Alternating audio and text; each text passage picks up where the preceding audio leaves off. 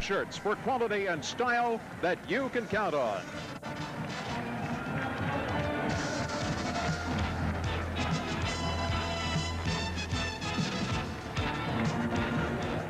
From Florida Field in Gainesville, Florida, the USA Cable Network presents college football.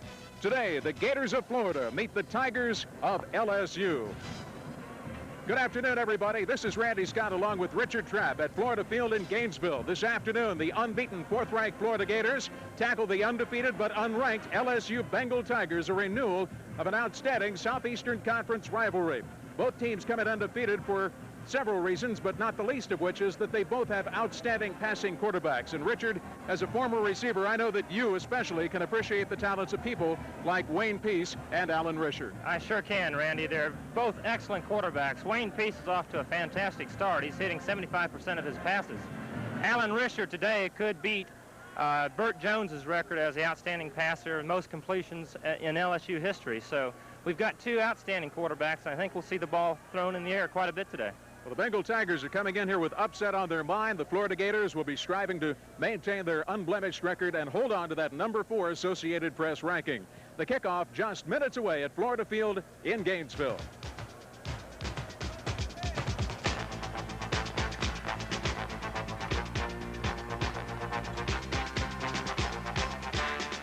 See for the Gators.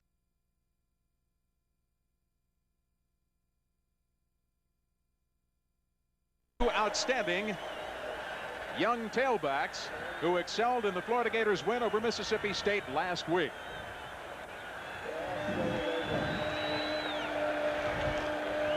And they have made a change in the person who will kick off for the Bengal Tigers. It's Juan Carlos Betanzos. He's a sophomore from Mexico City. Betanzos kick settling down at the 2-yard line. This is John L. Williams, the exciting freshman. He gets a little daylight, gets up over the 25-yard line. A good return by John L. Williams, and the Florida Gators will put it in play. Mitch Andrews coming up to make the stop for the special teams unit for the Bengal Tigers. But Florida with good field position as they begin their first drive this afternoon from their own 25-yard line. Well, Randy, I'd like to see how Florida starts out. See if they're going to start it out on the ground or see if they can pass against LSU. Wayne Peace is the quarterback. The wideouts are Spencer Jackson and Dwayne Dixon. Dotting the I, fullback James Jones. Lorenzo Hampton will start at tailback this afternoon. Peace tosses back to Hampton. He cuts around the left side. He's out across the 30. Cuts in again over the 40. Hampton is loose and over the 50-yard line. Into LSU territory. Lorenzo Hampton before Tim Joyner finally came up from his outside linebacker slot to make the stop on Lorenzo Hampton. Well, Lorenzo Hampton starting out like he did last week against Mississippi State. He had an excellent running game against Mississippi State, and on this play again shows his breakaway speed. It shows that he has good agility in the open field. 27-yard run on the first play from scrimmage by Hampton. First down at the LSU 48-yard line for Florida.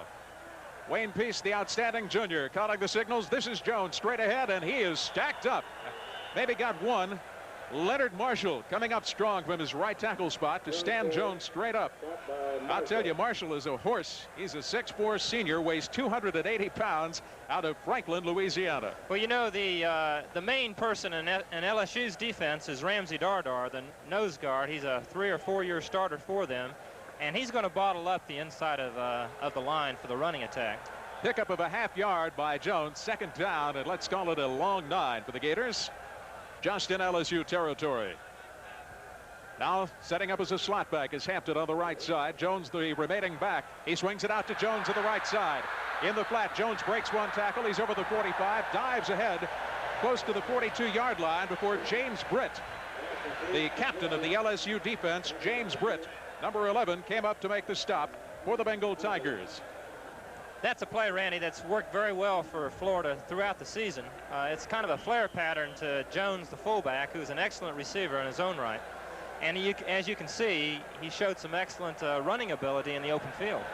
Pickup of 6 by the All-Southeastern Conference fullback Jones. Third down and 4 for the Gators. LSU Bengal Tigers defense digging in on this play. Critical third down play.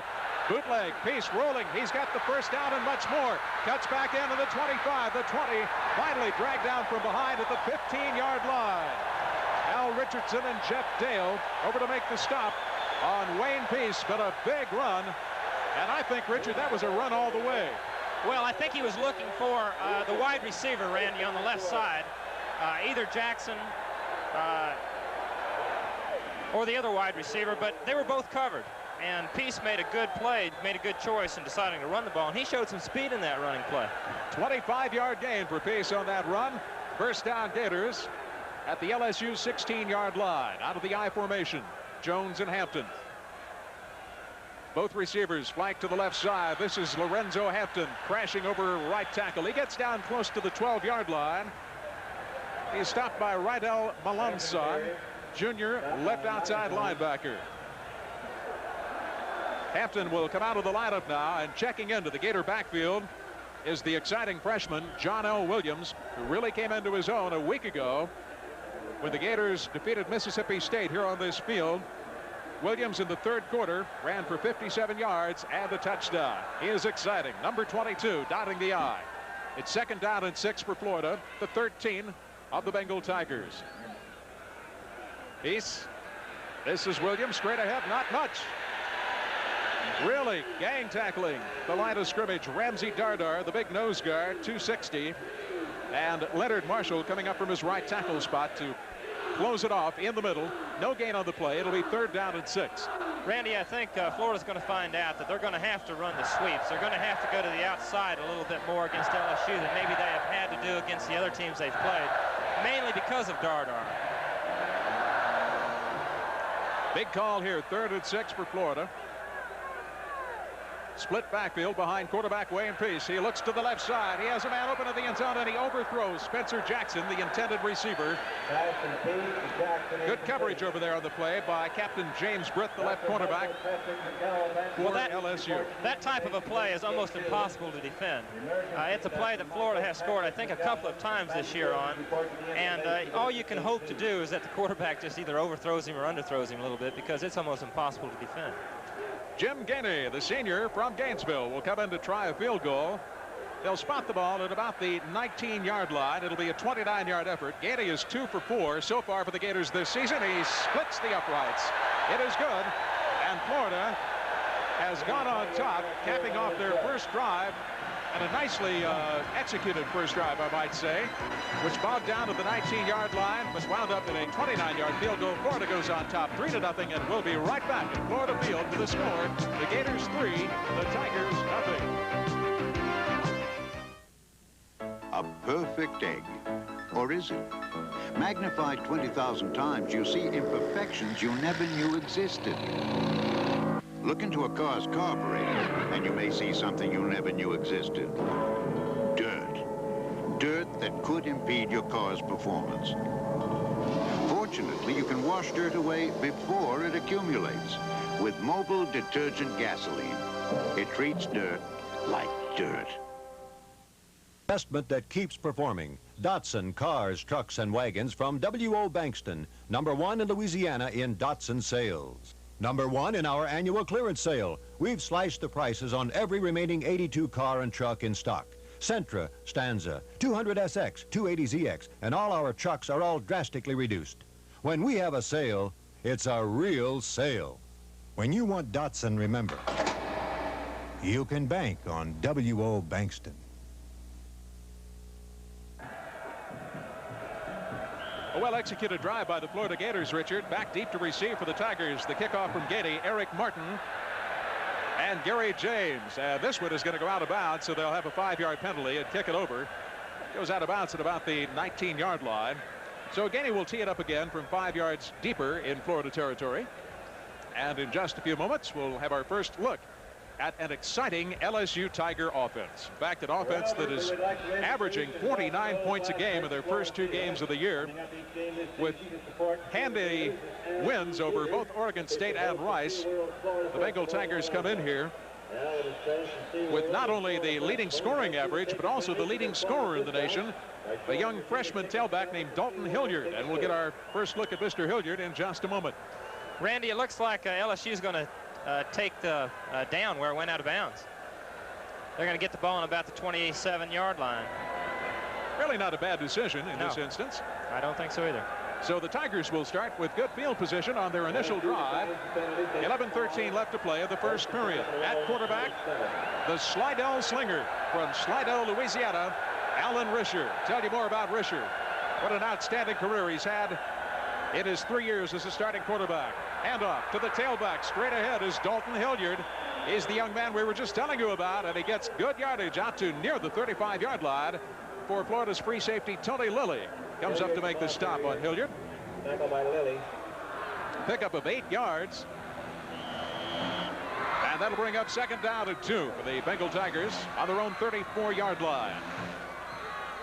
Split backfield. Michael Montz and Dalton Hilliard set behind Risher. They will block as he drops straight back to pass. Looking downfield, receivers covered. He does not quite get back to the line of scrimmage, or maybe just at the line of scrimmage before he is dropped by Val Brown, the Gators' outside linebacker. Brings up third down and 2. Randy, we're going to see a pretty good balance between running and passing on the part of LSU. Risher is an outstanding quarterback as far as passing is concerned. Short passes. He'll hit his tight end Malcolm Scott. He'll hit his tailbacks quite a bit. He doesn't have a real strong arm as far as throwing deep is concerned, but when he does, look for Eric Martin, the split end, to be his target. Both wideouts flank to the right side, and he's looking in that direction. Straight drop back over the middle. Pass is complete to Michael Montz. Montz gets out close to the 38-yard line. He has a first down. Malcolm Scott, rather, the big tight end, pulled that one in for a first down. Malcolm Scott, 6'5", 234 from New Orleans. And here it is again. Well, Malcolm Scott just hesitated before coming across the middle. He let the LSU just let the Florida's front line in as quickly as possible, and Scott was wide open in front of the linebackers. Good tackle by Fernando Jackson. First down, LSU at their own 39-yard line. Eric Martin flanked to the right side. Risher rolls out to the right. He's got one on the way to Martin, and it's complete. Martin pulls it in inside the Florida 20-yard line. Vito McKeever down there with the backfield coverage for the Florida defense, along with Ivory Curry. But Eric Martin is their deep threat man, and he pulled in a nicely thrown ball from Alan Risher. Yeah, Randy, that was an important play for a couple of reasons. First of all, Martin is an excellent deep threat for LSU, and he faked an out pattern and actually faked Vito McKeever out. And that's the reason the play went for the distance that it did, because McKeever was really out of position on the play. Double tight end, and they shift into the I. The tailback, Hilliard, over the 15, down close to the 13-yard line before he's tripped up by Tommy Wigman, one of the Gators' inside linebackers. 42-yard gain, by the way, on that run prior to that. Vito McKeever is starting his first game for Florida this year. Ricky Eastman has started last week, who is a sophomore. McKeever has been hurt the whole year. This is his first game he started. I think LSU may be picking on him. We may see a lot of passes thrown over McKeever's side today. Once again, out of the eye, it's second down and 3 for the Bengal Tigers on the Gator 13-yard line. Tripped up is Dalton Hilliard, but still plunges ahead up close to the 10-yard line. Making the initial contact for the Florida defense was Fernando Jackson. I'll tell you, Jackson is only 5'11", 210, but he certainly plays a lot bigger than that. The big hit man for the Florida defense, number 49, Fernando Jackson. But now the Florida defense will be put to the task. It is 3rd and 1 at the 11-yard line. Once again, they'll line up in the I formation. Eric Martin in motion to the left side. This is Dalton Hilliard, and he will have the first down and lunges over for a touchdown. Dalton Hilliard, who leads the nation in scoring with 5 touchdowns, executing an 11-yard run beautifully. And we'll get to see another look at this exciting young freshman from Patterson, Louisiana, Dalton Hilliard. Dalton Hilliard is very impressive. He really has good cutback abilities. He's very quick from the line of scrimmage as far as starting out is concerned. And really, that shouldn't have been a touchdown. He made a lot of that on his own.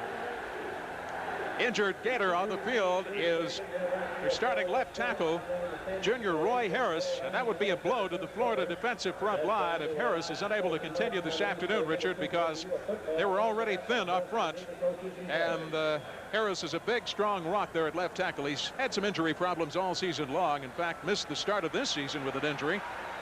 He's being helped off the field. So the Gators defensive coaches can only hope that Roy Harris, it's nothing too serious, and perhaps he can come back and continue this afternoon. Well, their other defensive tackle also is not starting today, John Whitaker. Alton Jones is in there. He's a sophomore. So now we have both first-team defensive tackles for Florida not playing right now. Juan Carlos Betanzos, the sophomore from Mexico City, in to tack on the extra point. The hold, Betanzos' kick, is perfect. And LSU has gone on top on their first possession this afternoon with a well-executed drive. They have taken the lead with 7:59 left to play in the first quarter. We'll be right back with the score. LSU 7, Florida 3. Let's pick up the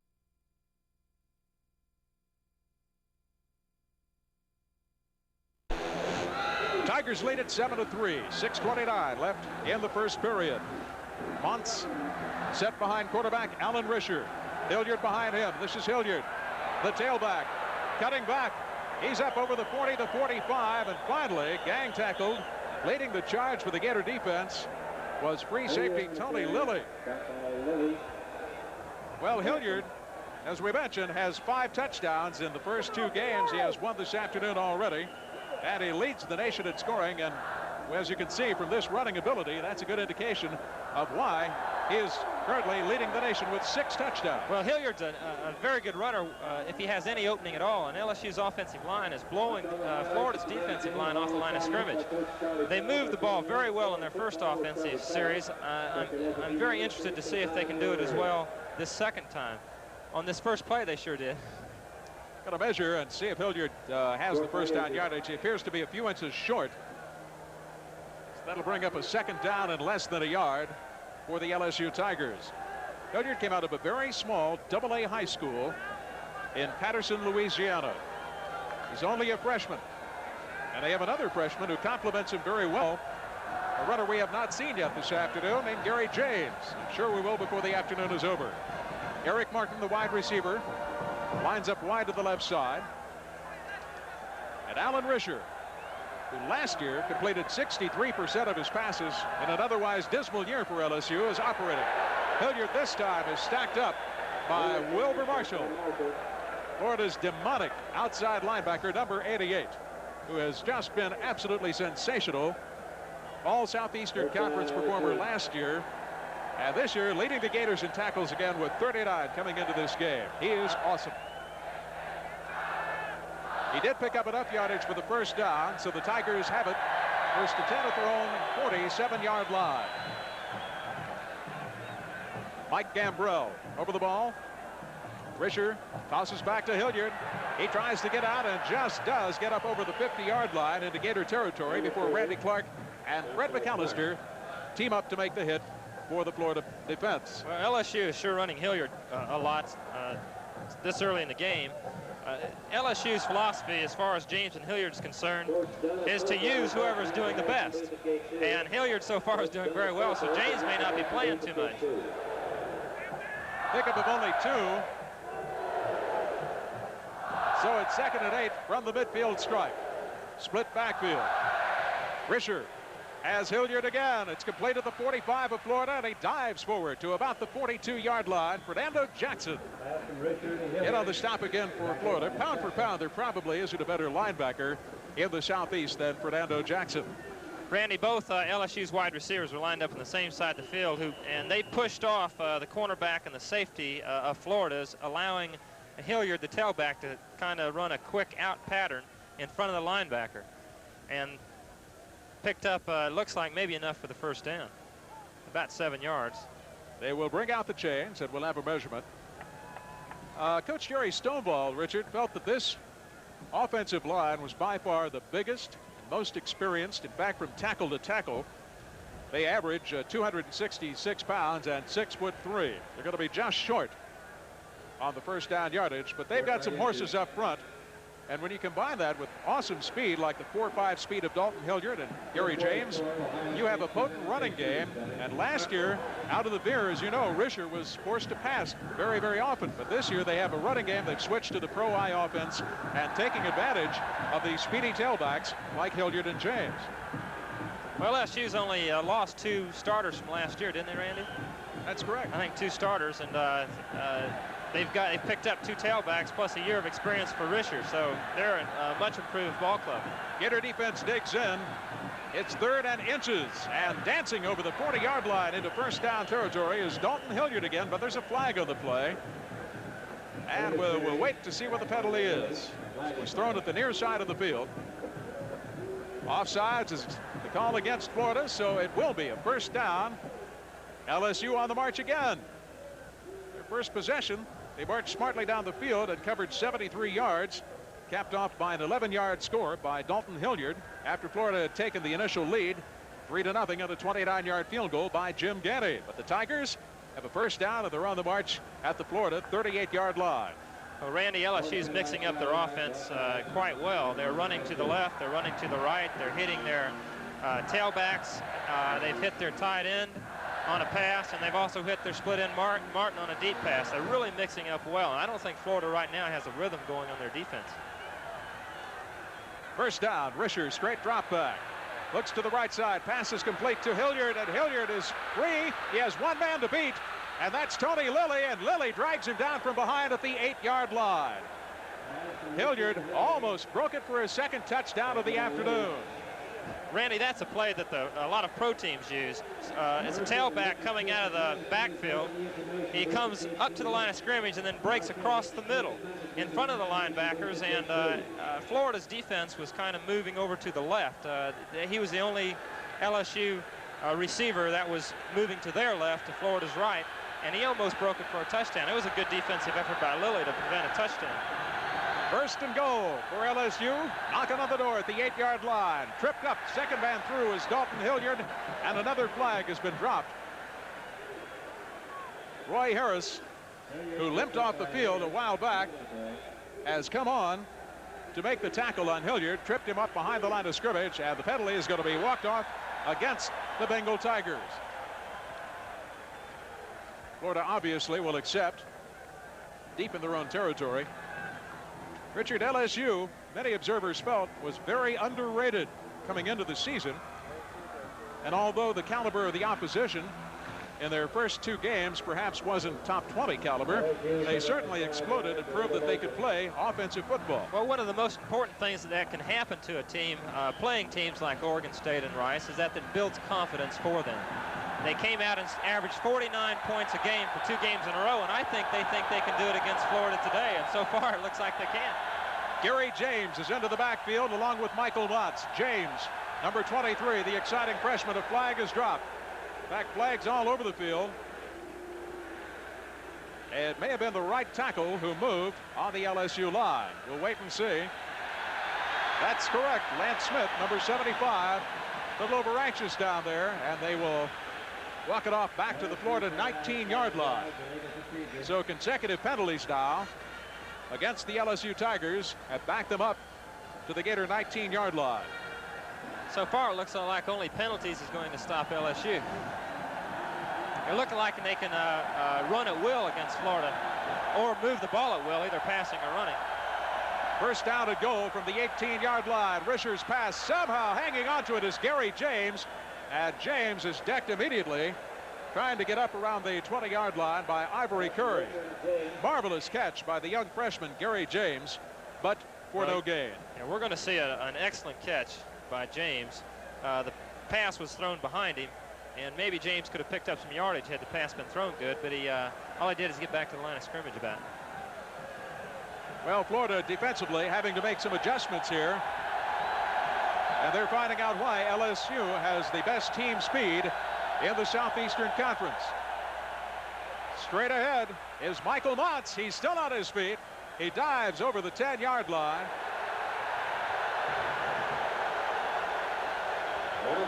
Vito McKeever starting this afternoon at left quarterback for the Gators, coming up to make the hit, but Montz is down just shy of the Florida 10-yard line. That'll bring up a 3rd down and goal to go. Well, Montz is a big, strong senior fullback. He weighs 216 pounds, and that's the first time today, I believe, that he's run the ball. So again, LSU's mixing the plays up quite well against Florida. I don't think Florida quite knows what to do in order to stop LSU right now. It's 3rd and 11. This is an important play. Big play. 3rd and goal. Richards straight back. His pass is complete, but and still on his feet is Gary James. James run out of bounds at the 5-yard line. Gary James pushed out of bounds by Ivory Curry, along with some help from Fernando Jackson. Once again, we'll see this exciting young freshman. Take a look. Well, James, a very highly recruited Gary James. James is a very good wide receiver also, as well as a running back. And LSU uses both tailbacks quite a bit as receivers.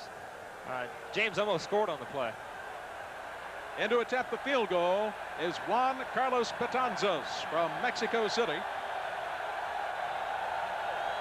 They will spot it at the 12. A 22-yard effort is on its way, and it is good. So Betanzos has widened LSU's lead over Florida to 7 points with a minute and 40 left to go in the first period at Florida Field at Gatesville. It's LSU 10, the Florida Gators 3.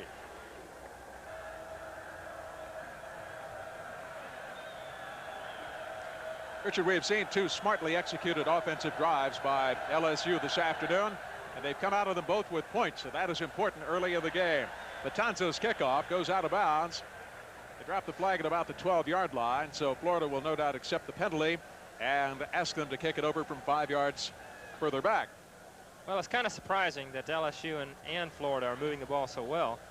We knew Florida had a good offense. LSU was questionable just because of their prior opponents.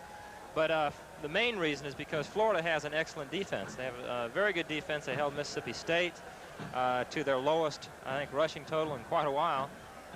They've played 3 quality opponents, and none of them have run or passed against Florida to any great consistency, and LSU sure has done it so far. That last drive, 69 yards, 10 plays, which covered 4 minutes and 49 seconds. Betanzos, barefoot boot, will settle in the end zone, driving John L. Williams deep, and he will wisely down it. Good pursuit, as LSU special teams were down quickly on the coverage, so the Gators will take over 1st and 10 at their own 20-yard line. Alan Risher has been marvelous this afternoon. To this point, he is 6 for 6 for 83 yards in passing. And coming into this game, he needed only 147 yards to surpass the all-time LSU career passing record owned by Burt Jones. So Alan Risher is functioning extremely well this afternoon on the artificial turf here at Florida Field. 1st down Florida at their own 20. Wayne Peace of the I formation, James Jones and Lorenzo Hampton. Cutting back, going against the grain is Jones, and a good run by James. He's up over the 25-yard line. Pickup of about 5 by the big Southeastern Conference All-Star, Rydell Malencon, in on the stop for the LSU Tigers. It'll be 2nd down and 5.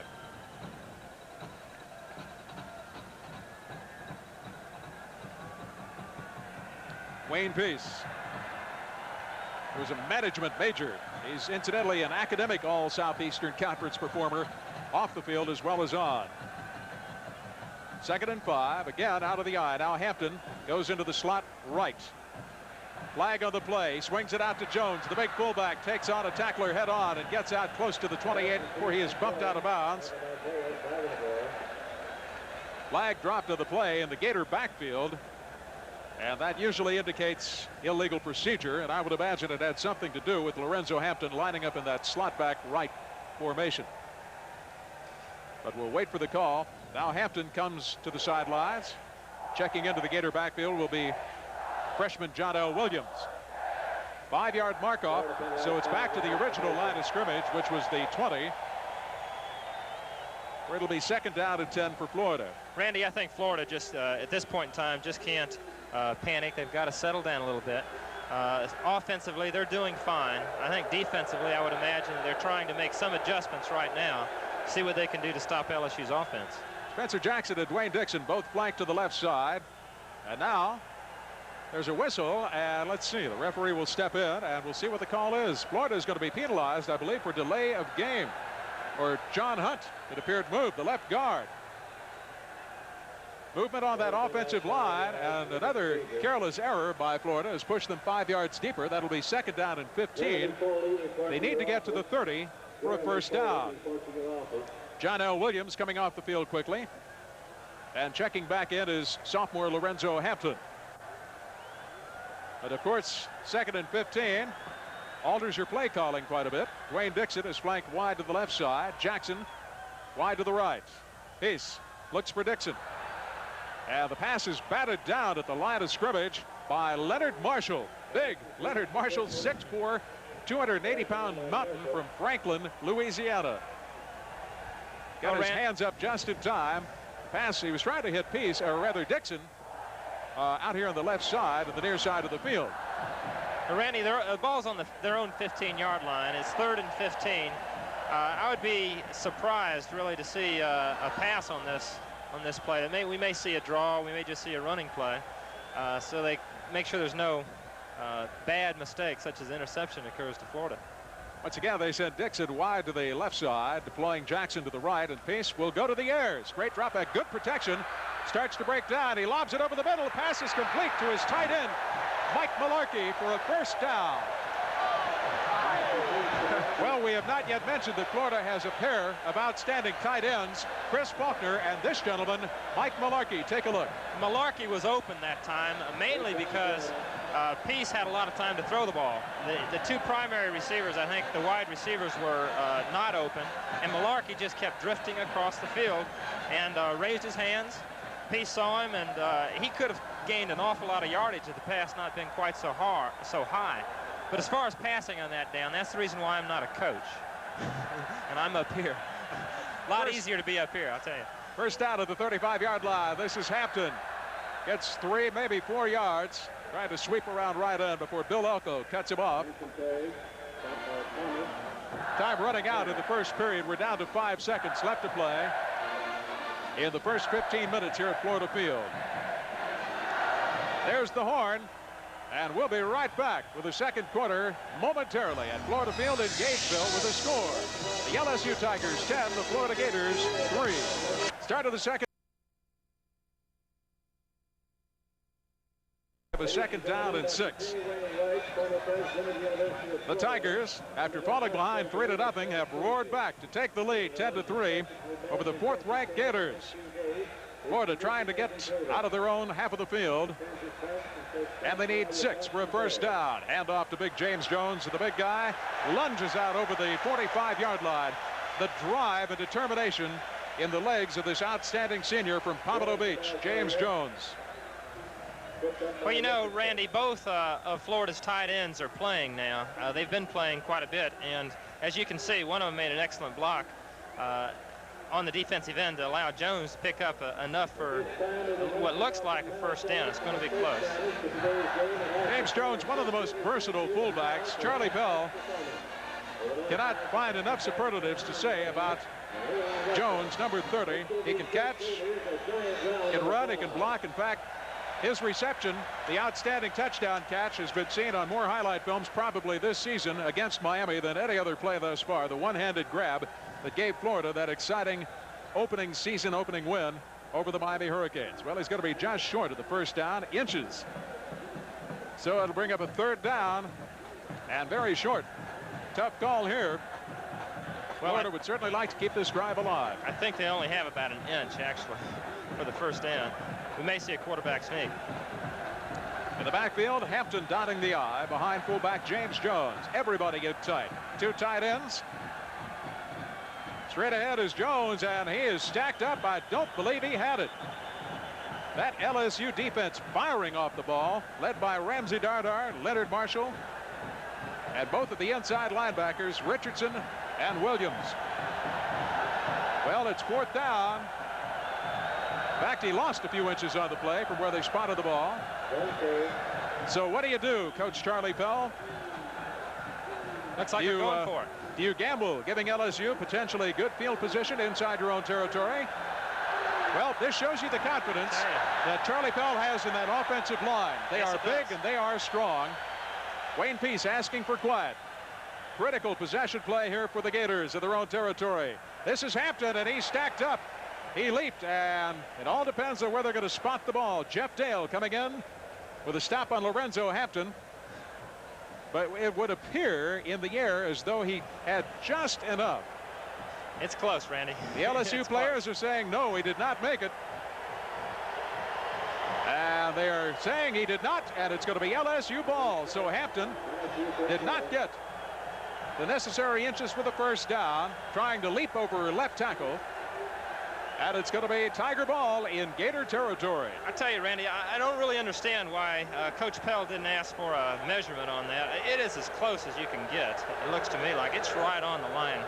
And he didn't ask for a measurement on the play. I guess he knows what he's doing. Alan Risher, man in motion to the right side. Hands to his tailback. This is Hilliard. Hilliard trying to turn the corner, and he is driven out of bounds after picking up about 4 yards at the 41-yard line. Well, I hope we can see Wilbur Marshall on this play. He came from the right side of Florida's defensive line, ran clear across the field, and was in on the tackle. That's the kind of player that Wilbur Marshall is. He's all over the field. He's a big play performer for Florida. Tight end Malcolm Scott set to the right side. Eric Martin moves in now, close on the left side. Single flanker split wide to the right, out of the I formation. Hilliard. Hilliard lobs a pass downfield, and just over the outstretched arms of his intended receiver, Junius Durrell. Well, talk about a fellow who can do it all. He's a running back, he's a receiver, and he's also a pretty good passer, although that was just out of the reach of Junius Durrell. Well, I think Vito McKeever, the cornerback for Florida, saw the play developing. He was really had the play covered pretty well. It would have had to been a perfect pass for LSU to have completed that play. 3rd down and 6 at the Florida 41-yard line. Risher with a lot of time. Now a rush. Swings it out to the right side, and breaking a tackle is Hilliard. He's loose. Hilliard is over the 15, the 10. He's going to score. Dalton Hilliard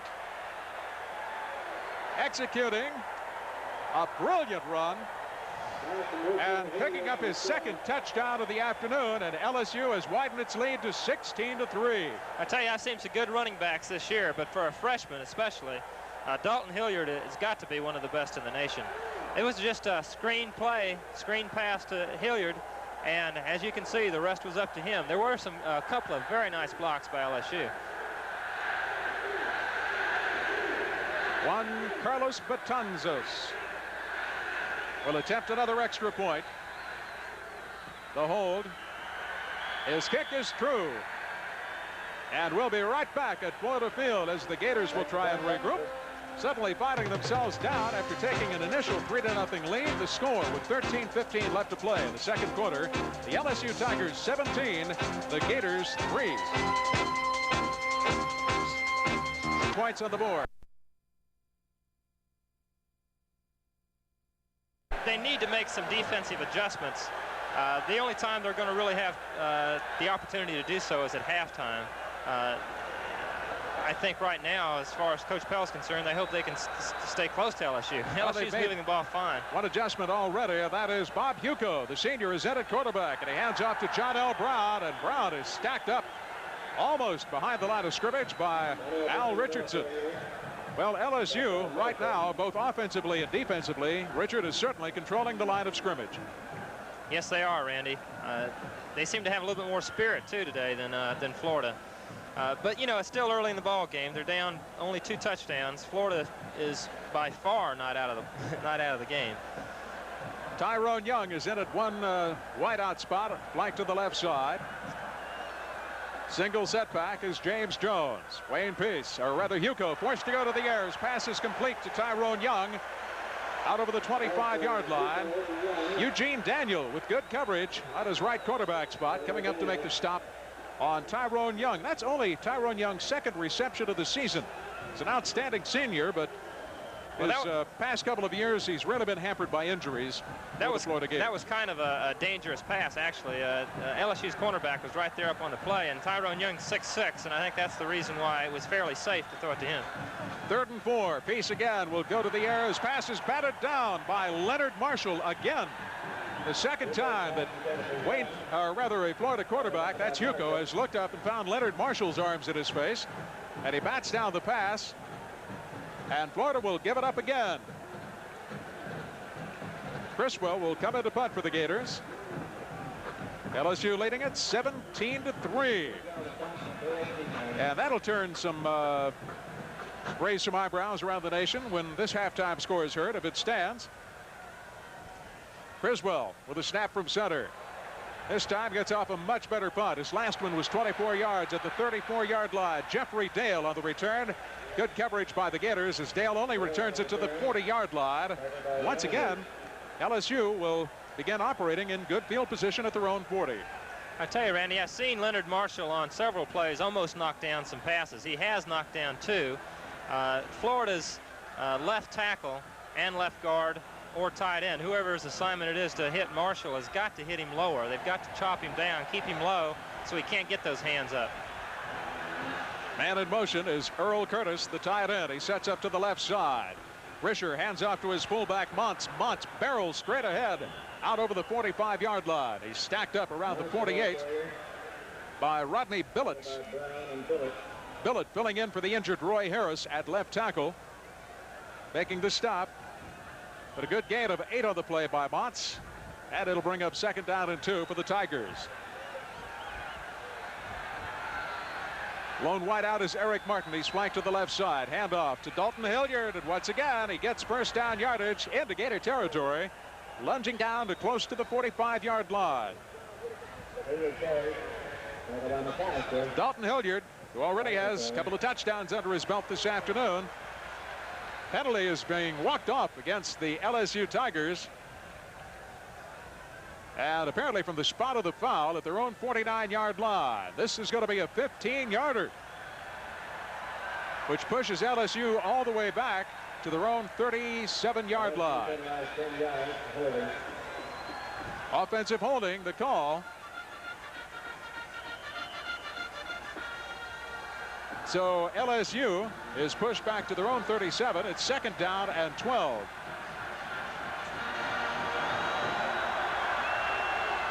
Crowd on its feet here at Florida Field.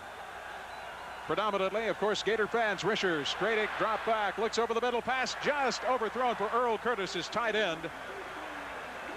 Quick look in over the middle, and Curtis, honestly, I thought he could have had that ball, but could not control it. Fernando Jackson there defensively with good coverage for the Gators.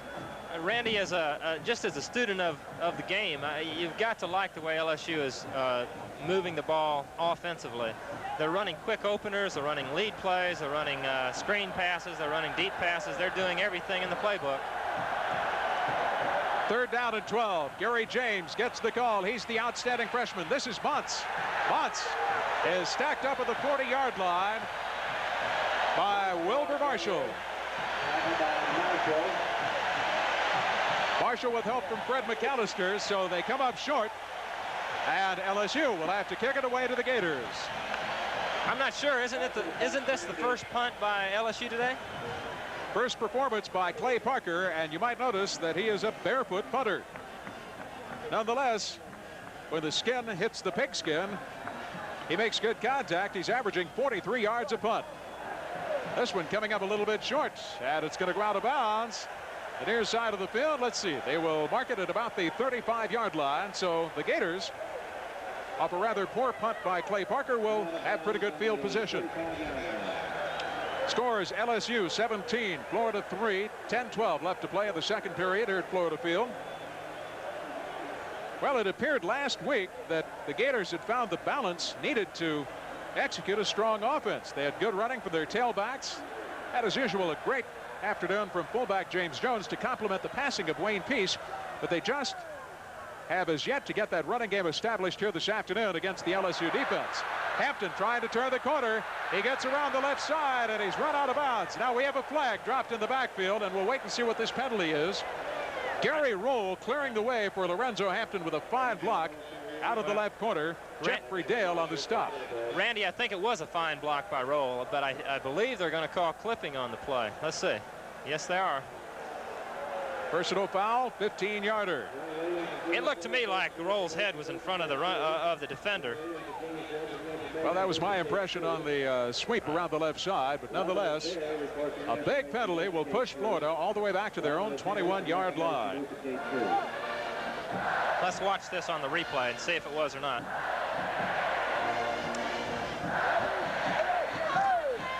Peace does have the benefit of a fine offensive line to protect him. In fact, from tackle to tackle, the big men up front average 257 pounds and 6'4" in height. First down to 23 now. Peace rather, back in there. Peace goes to the air, complete. Just inside the 32-yard line to Gary Roll. So Roll lining up at the other side of the field, this time with a fine reception. Roll caught a 44-yarder last week against Mississippi State. Randy, as far as that clip was concerned, we'll just let the viewers decide.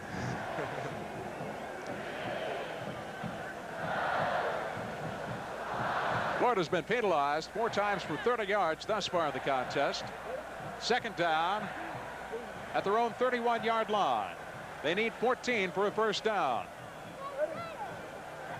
So Hugo, after operating for 1 series, is replaced by Peace. He's in big trouble, and he's swarmed under by a sea of gold and white jerseys. Ramsey Dardar, number 98, their great nose guard, leading the charge with some help from left tackle Bill Elko. Florida just can't seem to have any consistency going on offense.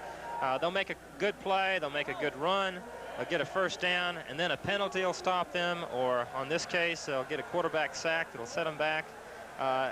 There's just no consistency going thus far for Florida. Loss on the play of the sack brings up a 3rd and 20. Their own 25. Peace, draw play. Jones gets about 5, and he's stacked up at the 33-yard line by Ramsey Dardar. Not a bad call in that instance on a 3rd and 20, but only netting about 5 out of it, so it'll bring up a punting situation again for Ray Criswell. Criswell, the freshman from Gainesville, played high school football in the shadow of Florida Field. Good snap from center. Criswell gets off a beautiful punt. This one over the head of Jeffrey Dale, and if a Gator can get to it, they down it at about the 1-yard line. Well, Criswell got off a honey that time that went over Jeffrey Dale's head, and obviously Dale thought it was going to go into the end zone. Good pursuit by Florida. Lawrence Patrick, a linebacker, was the first one to down the ball, and LSU will begin operating deep in a hole at their own 2-yard line. I'm not sure Dale could have gotten to that ball. It was a very good line drive punt by Criswell. How far did that go? 70-yard punt for Criswell. Not Beautiful. Too shabby. Well, here's Hilliard and Muntz, and a fumble in the end zone, and falling on it is LSU, and they are down for a safety.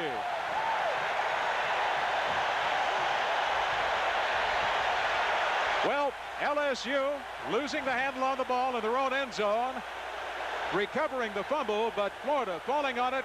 They'll get 2 points for the safety. And the score is now the Tigers 17, the Gators 5. We'll be back with a kick in just a moment in the second period with 8:26 remaining. It's LSU 17, Florida 5. An opportunity. Williams out to his 30-yard line, the 35, cutting into the middle of the field. He's hit by 3 or 4 Bengal Tigers and dropped at the 37-yard line. So the Gators come out of it with good field position. And the crowd now is starting to become more of a part of this game, following the safety by the Florida Gators.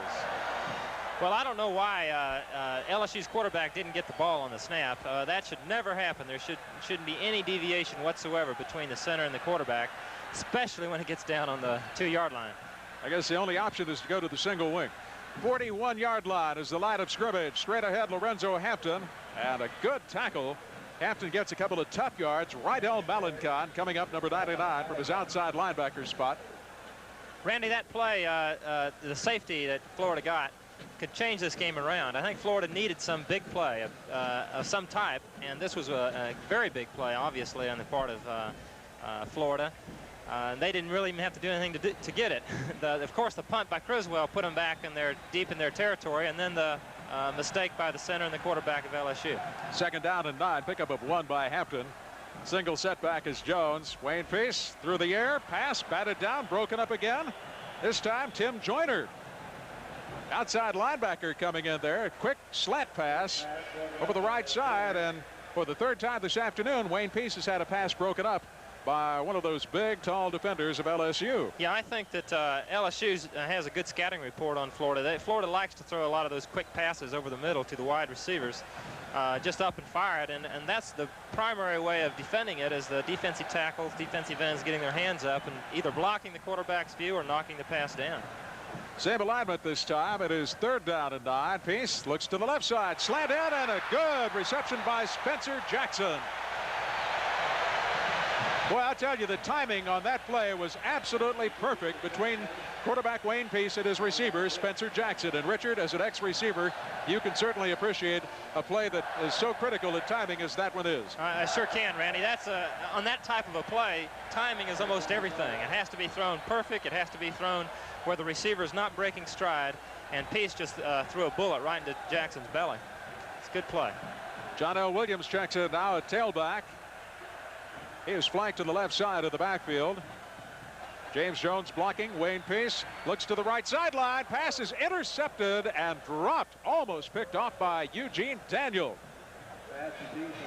Well, LSU's defense was they were in a zone defense, and they were kind of rolling over to that side, so to speak, where the cornerback is playing the flat, the outside safety is playing the deep play, and that really isn't a good pass defense to throw that type of pass on, and it almost was picked off, like you said. It was intended for Tyrone Young, who is 6'6", but Daniel had the angle on the ball and just missed the interception before he stepped out of bounds. 7:05 left to play, second period. LSU 17, Florida 5.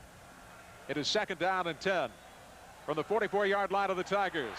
Tosses back to John L. Williams. Williams tries to get around the right side, and he's cut down by Al Richardson, along with help from Tim Joyner.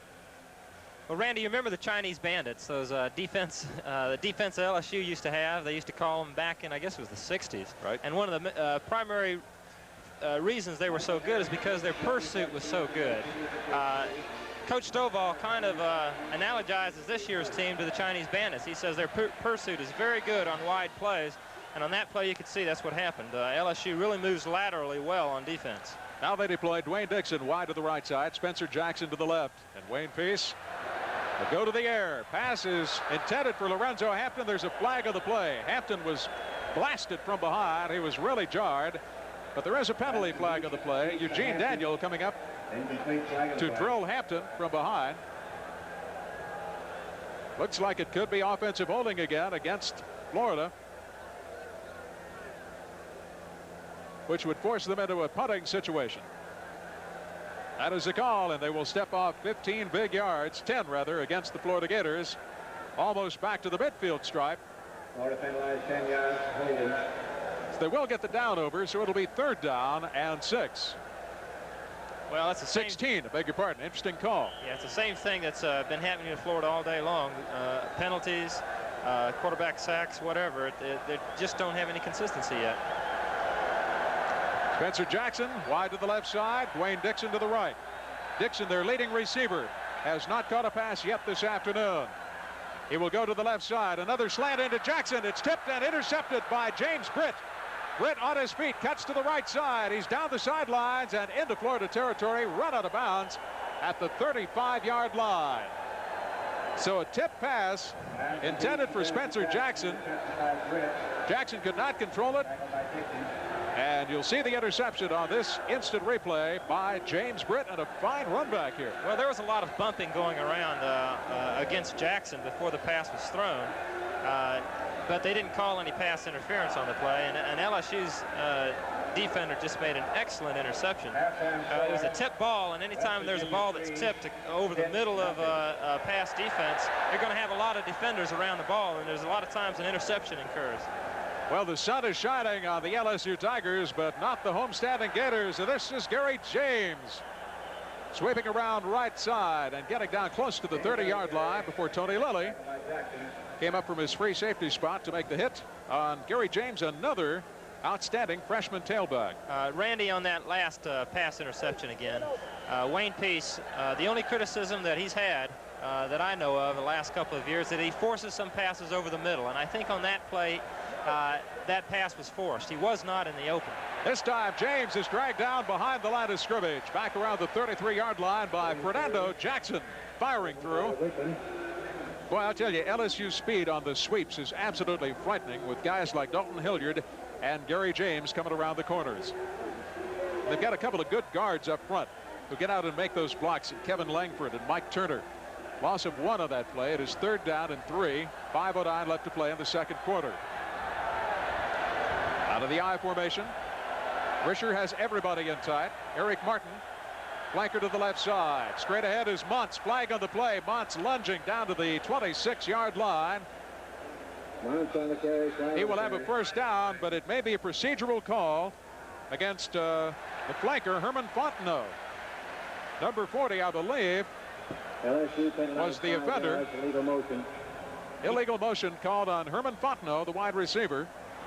And that will negate a fine first down play. Yeah, this whole first half, I kind of get the feeling the only way the LSU is going to get stopped is by their own mistakes. Well, they'll walk it back to the Florida 36-yard line. That'll bring up a 3rd down and 8. LSU thus far has been penalized 4 times for 25 yards. Gary James and Michael Montz are the setbacks. Risher, good protection over the middle. It's intercepted. Picked off at the 25-yard line.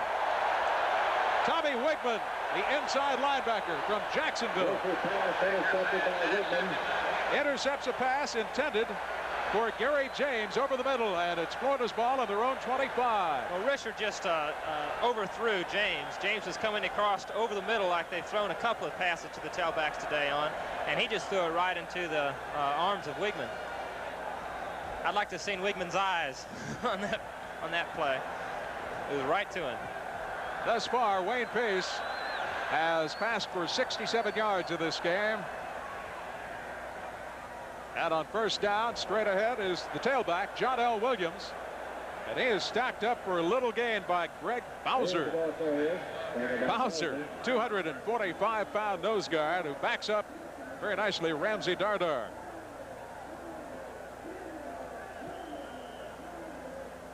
That'll bring up a 2nd down and 9. Pick up just a half-yard or so on the play. Once again, the freshman John L. Williams stays in the game. The wide receivers are Spencer Jackson and Dwayne Dixon. 2nd and long. Tosses back. Cutting up, and a fumble, and a loose ball, and LSU will recover inside the 20-yard line as Williams was smashed at about the 25, coughed it up, and Greg Bowser fell on it for the LSU Tigers. So another quick exchange, and it's Tiger ball in Gator territory at the Florida 20-yard line. Randy, Al Richardson, the linebacker for LSU, made a heck of a hit on Williams. Williams got up very groggily after the hit and caused the fumble. So Alan Risher sets his Bengal Tigers down. Man in motion is Malcolm Scott, the tight end, to the right side. First down, straight ahead is Montz.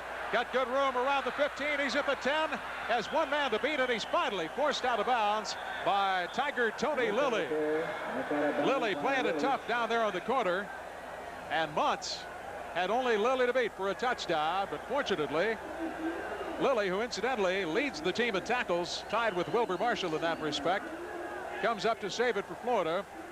But it's a 1st and goal for the Bengal Tigers at the Florida 5-yard line. And the Gators want a timeout to talk about it. Very concerned head coach Charlie Pell on the sidelines. We'll be right back with the score. The LSU Tigers 17, the Florida Gators 5.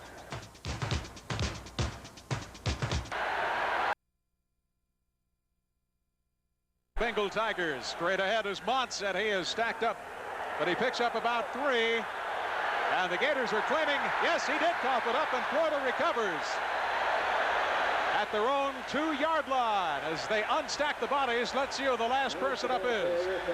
Looks like it's Roy Harris, number 99. Again, it looks like LSU's mistakes is the only thing that's going to stop them. That time it was a very, very important play for Florida to recover a fumble such as that. There's a big difference between 17-5 or 24-5 if they had scored a touchdown. Believe me, it would change completely Florida's game plan at halftime if they were down 24-5. Goal line offense for the Gators. Look for Jones. No, the second man through is the tailback, clutching that ball, protecting it, cradling it. Close to his chest is Lorenzo Hampton. He gets out just shy of the 5-yard line, it appears. Leonard Marshall in to make the stop for the Tiger defense.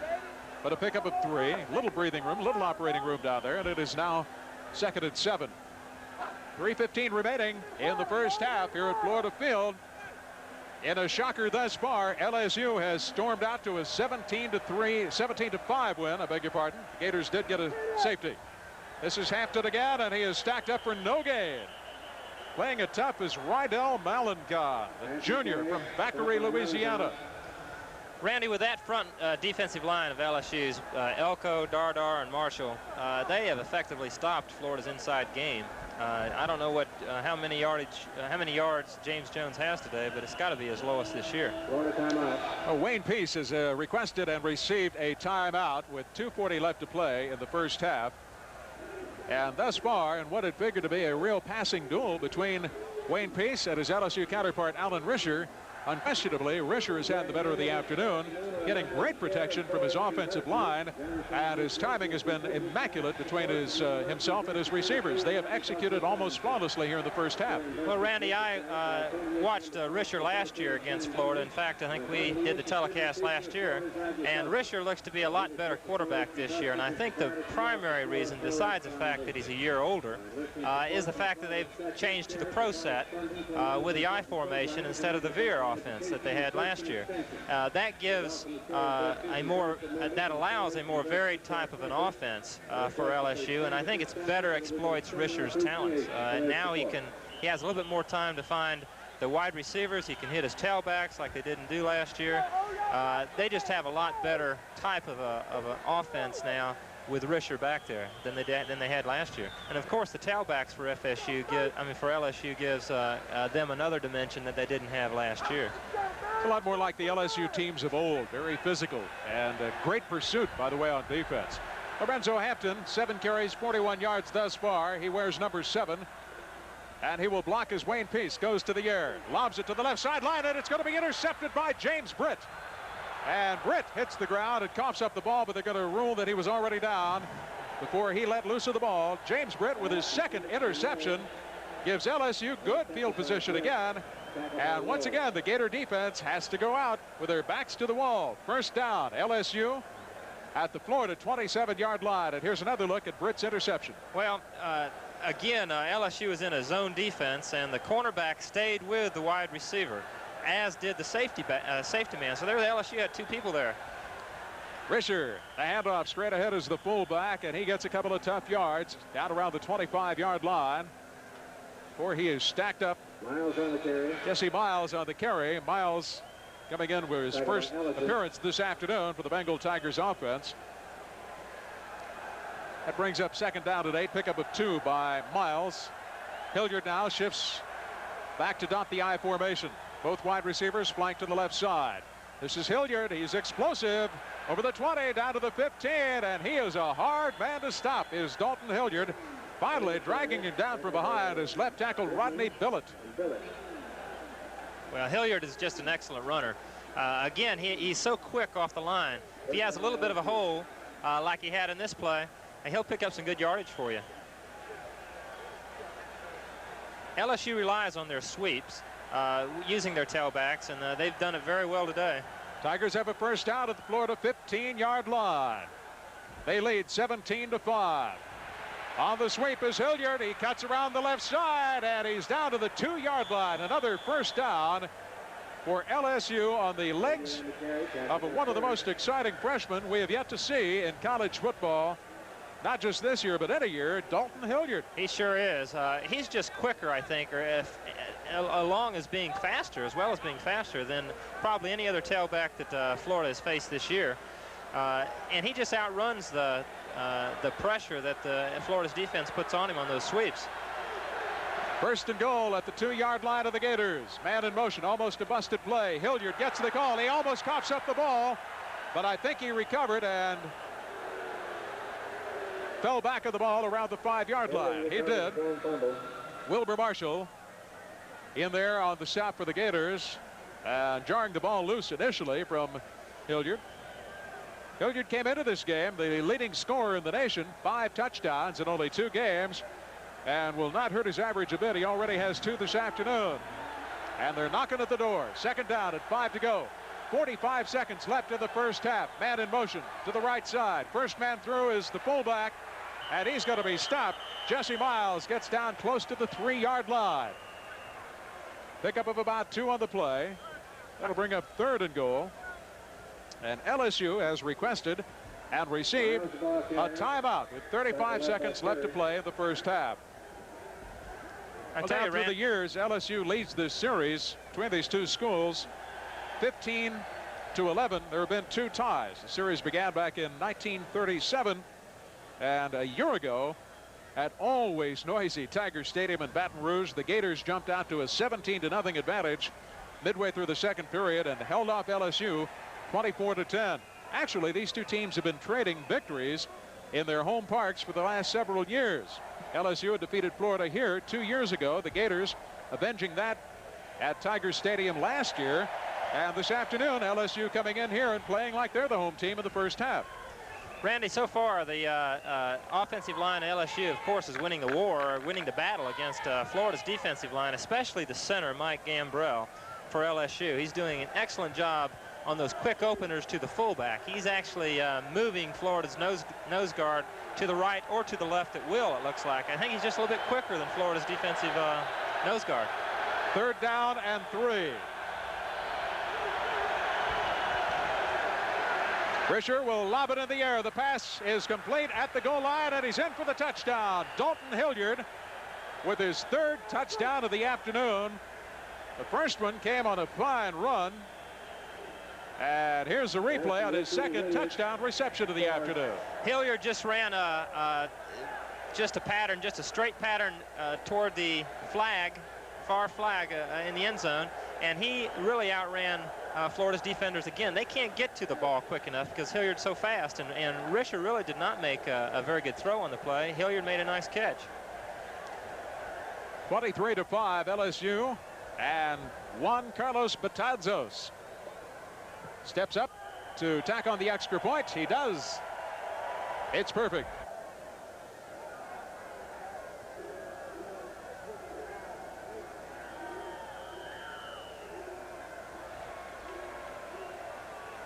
With 30 seconds remaining in the first half, John L. Williams tries to field the ball to the end zone. Now he gets a handle on it and decides to down it, wisely so.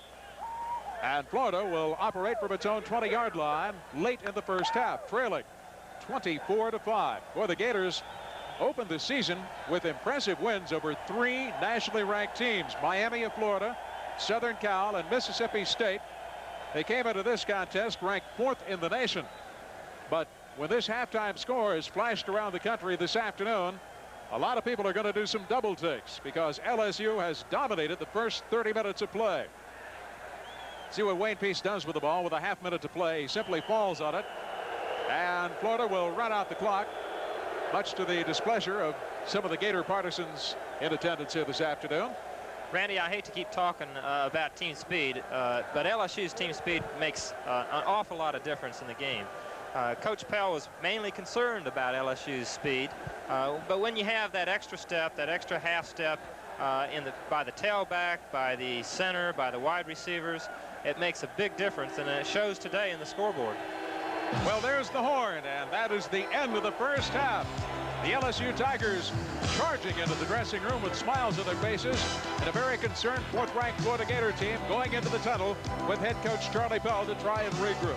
We'll be back with the kickoff of the second half in just a moment here at Gainesville, Florida Field, where the score is the LSU Tigers 24, the Florida Gators 5.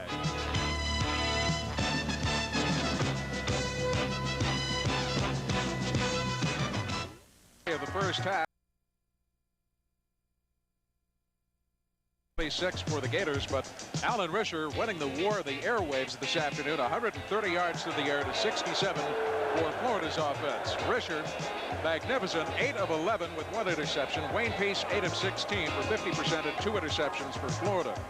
But perhaps the key to the first half lies in the number of penalties which were marked off, and they were all critical penalties against LSU. Or, Richard, perhaps the score would have been wider than 24-5. Well, I think it could have been, Randy. You know, games are won in the trenches normally, and I think that even though Risher's having an outstanding game, and Hilliard is also, I think the offensive and defensive line's winning it for LSU. We'll be back with the opening kickoff of the second half at Florida Field in Gainesville in just a moment with the score LSU 24, Florida 5. Fast-moving adventure, courage, romance. Enter the world of master storyteller Louis L'Amour. It takes a special brand of storyteller to sell 120 million books. And now you can join the millions of Louis L'Amour fans who delight in his authentic action-packed novels. See for yourself how he recaptures the excitement of the About to get underway, Eric Martin, the deep man for the LSU Tigers, along with Gary James. It's over James's head out of the end zone. Beautiful kick by Gainey, and it'll be 1st and 20 for the Tigers at their own 20-yard line. 1st and 10, rather. Boy, in the first half, what can you say about number 21, freshman Dalton Hilliard, the tailback in the I formation, who was virtually a one-man wrecking crew, Richard? Well, yeah, I don't think you can say enough about him, especially if you're an LSU fan. It's going to be interesting to see how Florida adjusted at halftime to LSU's offense. Hilliard is in dotting the I formation. Michael Montz, the fullback. Quarterback Alan Risher. And this crowd has really come to life here at Florida Field with the Gators trailing 24-5. Well, the play had been stopped, and Wilbur Marshall is going to be called probably for roughing the passer as Marshall came in, but I'm sure that he wasn't aware that a motion penalty had been called and a flag had been dropped earlier against the LSU Tigers. No, I'm sure he didn't realize it. And he wrapped his big arms around Alan Risher and thought he had his sack, obviously. Risher's all right. He's up and he's walking around. But it's going to be interesting here to see if we have offsetting penalties. It's illegal procedure against LSU, personal foul against Florida, negating penalties. That will be the case.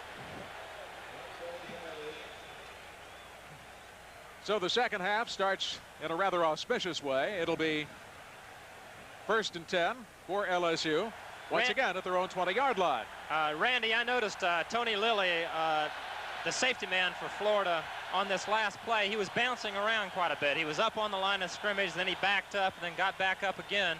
It makes me wonder if LSU has been using a lot of audibles in the first half, which maybe is the reason they were so successful on offense. And I think maybe they were keying on a safety man, and wherever position he was in, they were running another play. So we'll see what Lilly does.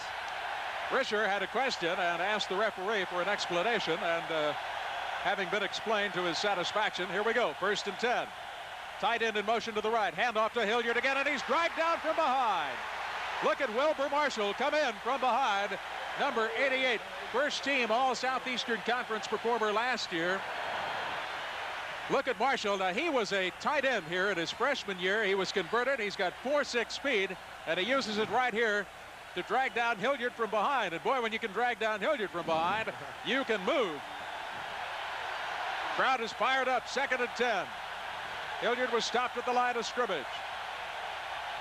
And now Risher will call a timeout, saying he cannot hear and that his receivers, and Richard, again, is an ex-wide receiver yourself, I'm sure that you had played in dens where it was sometimes difficult, if not impossible, to hear the quarterback call the signal, and you are certainly allowed to request time and ask the crowd to quiet down. Yes, you are. LSU should be experienced with that type of crowd noise. Tiger Den in Baton Rouge has got to be the loudest place in the United States to hear a football game. All right. Once again, the Tigers come up to the line of scrimmage. Remember, it is 2nd down and 10. Hilton, 61 yards, 11 carries for the afternoon. Here's an end around. And getting out over the 25 to the 30-yard line is Eric Martin. Martin executing the end around. He's over the 30. He will have a first down, but there is a flag on the play. It was dropped in the Tiger backfield, and it's going to be a procedure penalty, I believe, against LSU. Randy, on that play, it was an end around, like you say. LSU has used that play a couple times earlier in the year for good yardage, and again they did it. All of Florida's defensive line was moving toward their left, and of course that's what you want with an end around, and he picked up some good yardage, but the penalty again is what's stopping LSU. It doesn't look like it's anything but LSU's mistakes that are stopping themselves from scoring even more points. Holding was the call, a 10-yard mark-off. It'll be 2nd down and 20 at the Tiger 10-yard line. 3 wide receivers, 2 flank to the left. Straight ahead is the fullback, a fumble. And let's see who comes up with a loose pigskin. One of the Gators, Wilbur Marshall, signaling that he thinks one of his teammates has it, but Muntz, who was the ball carrier, managed to collapse on the ball at his own 12-yard line. Timmy Newton in there, making the hit. Gator nose guard, strongest man on that Florida team. He's 6'2", 285, and he lines up right now directly across from LSU center Mike Gambrell. 3rd down and 18. And we've got flags all over the place again, and a busted play. Let's see what the call is. At least 3 yellow handkerchiefs are on the field. It's going to go against LSU, and I believe Gambrell may have been offside. Well, the crowd is certainly attempting to become a 12th man on the field for the Florida Gators. I think it's very possible. That's why LSU's had this many penalties already starting the second half. The crowd noise is tremendous, and when an offensive lineman cannot hear the quarterback, he's going to oftentimes move a split second quicker than he's supposed to. LSU has been penalized 6 times now for a total of 44 yards, and it is now 3rd down at 23 from their own 7-yard line. They began this drive at their own 20. Risher on the draw play, and stacked up inside the 10-yard line is Muntz. And the Florida defense is fired up. Well, the Gators are down by 19 as we start the second half, but their offense should get quite a lift from this defensive play by the defensive unit out here. And here's another replay of that last effort by LSU, which came up short. Clay Parker in for his 2nd punt, I believe, of the afternoon. The barefooter, he's a sophomore from Grayson, Louisiana. Ivory Curry, the lone safety, set back for Florida. Curry will watch it bounce at the LSU 43, takes a Florida bounce and out of bounds at the Bengal Tiger 41-yard line. So Florida begins with good field position, and there's a good indication of how a great defensive stand can give your offense great field position. Florida will take over now at the LSU 41. And Bob Huco, the senior, is starting the second half at quarterback. James Jones and Lorenzo Hampton. So the same running back, the same tandem, lining up in the I formation behind the Gator signal caller. Senior Bob Huco tosses back to Hampton, cuts over the 40, and he stacked up a flag of the play. Al Richardson, their awesome inside linebacker, co-leader in tackles on this team, number 51 in there on the stop on Lorenzo Hampton, but it's going to be walked off against Florida, it would appear. They're talking it over with James Britt. It's a holding penalty, Randy, against Florida. You know, number 11. Some people may be wondering why Peace is not in there and Huco's in there now, the second team quarterback, but really it's not because Florida coaching staff does not have confidence in Wayne Peace. I'm sure it's because they have confidence in Bob Huco. Bob Huco is a very good quarterback. He should be starting, or he would be starting, on many, many major colleges in the nation. And I think they just want to make a change in there, and they have all the confidence in the world in Bob Huco. He was Southeastern Conference Back of the Week in 1980 and 81 in a couple of games, but he has had both knees operated on and has been injured much of his career. This is Hampton fighting, struggling to get back to the midfield line, and he just barely does before Tim Joyner and Leonard Marshall team up on the double hit for the LSU defense. Stopped right at just shy of the 50-yard line. And that'll bring up a 2nd down and 19 for Florida. John L. Williams now checks into the Gator huddle.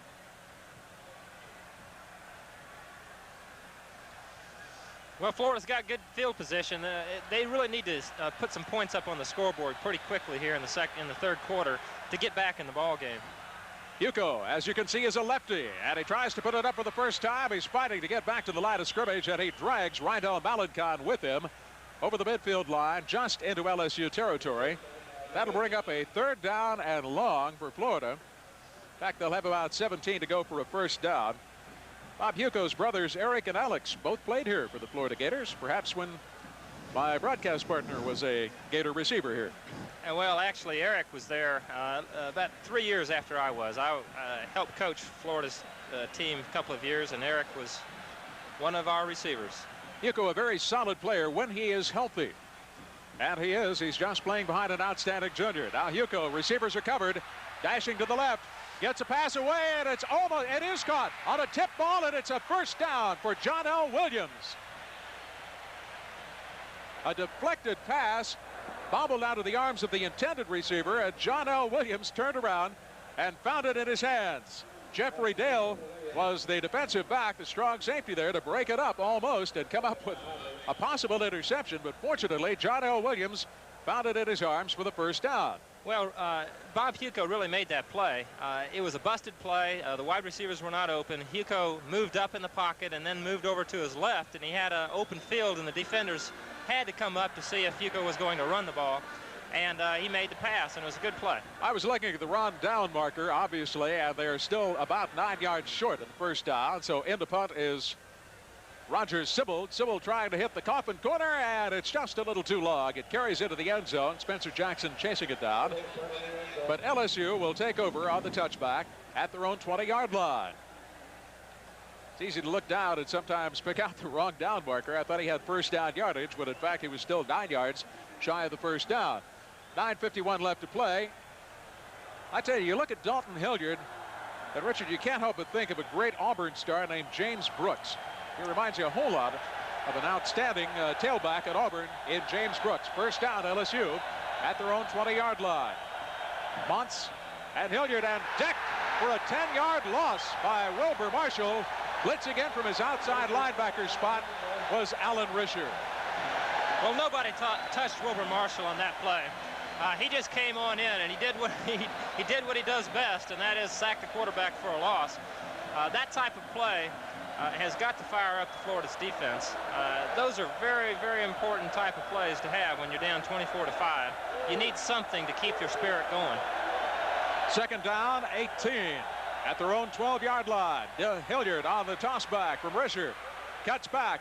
Gets up over the 15, close to the 18-yard line. Fernando Jackson. Powerful little linebacker. He's only 5'11" from Blountstown, Florida. Coming up to make this stop.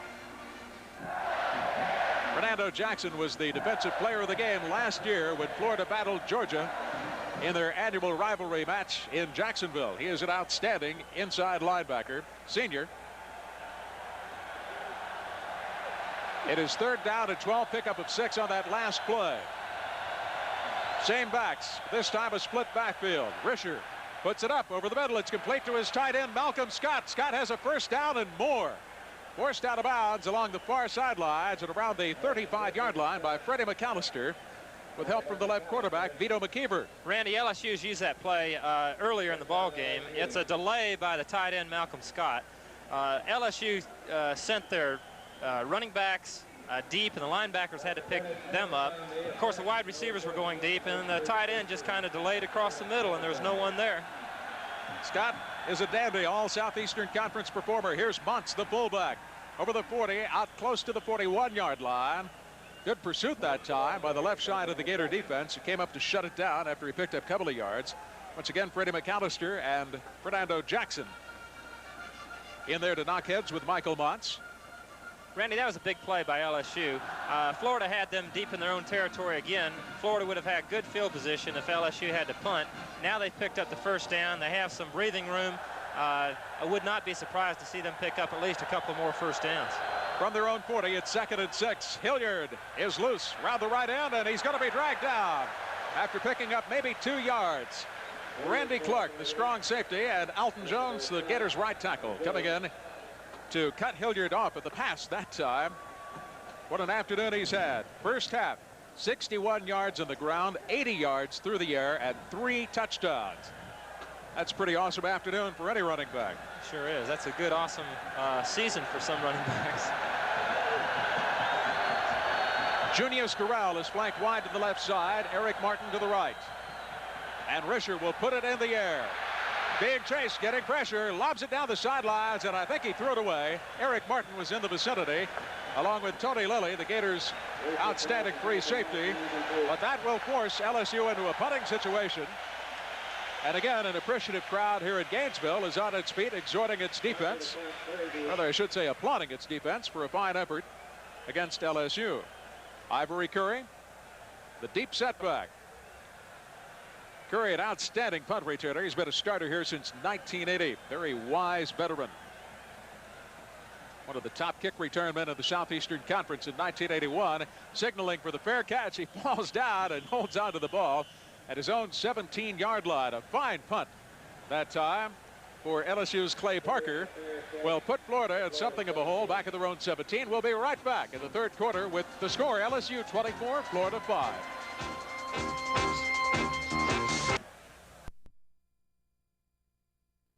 This time Curry fields it at his 34. Cuts back.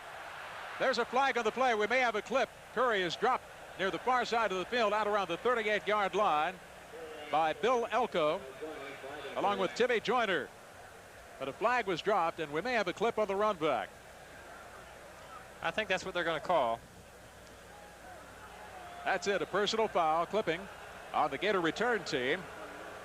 So what would have been pretty good field position around the 40-yard line will now be walked off all the way back to the Florida 25. Well, he's still walking.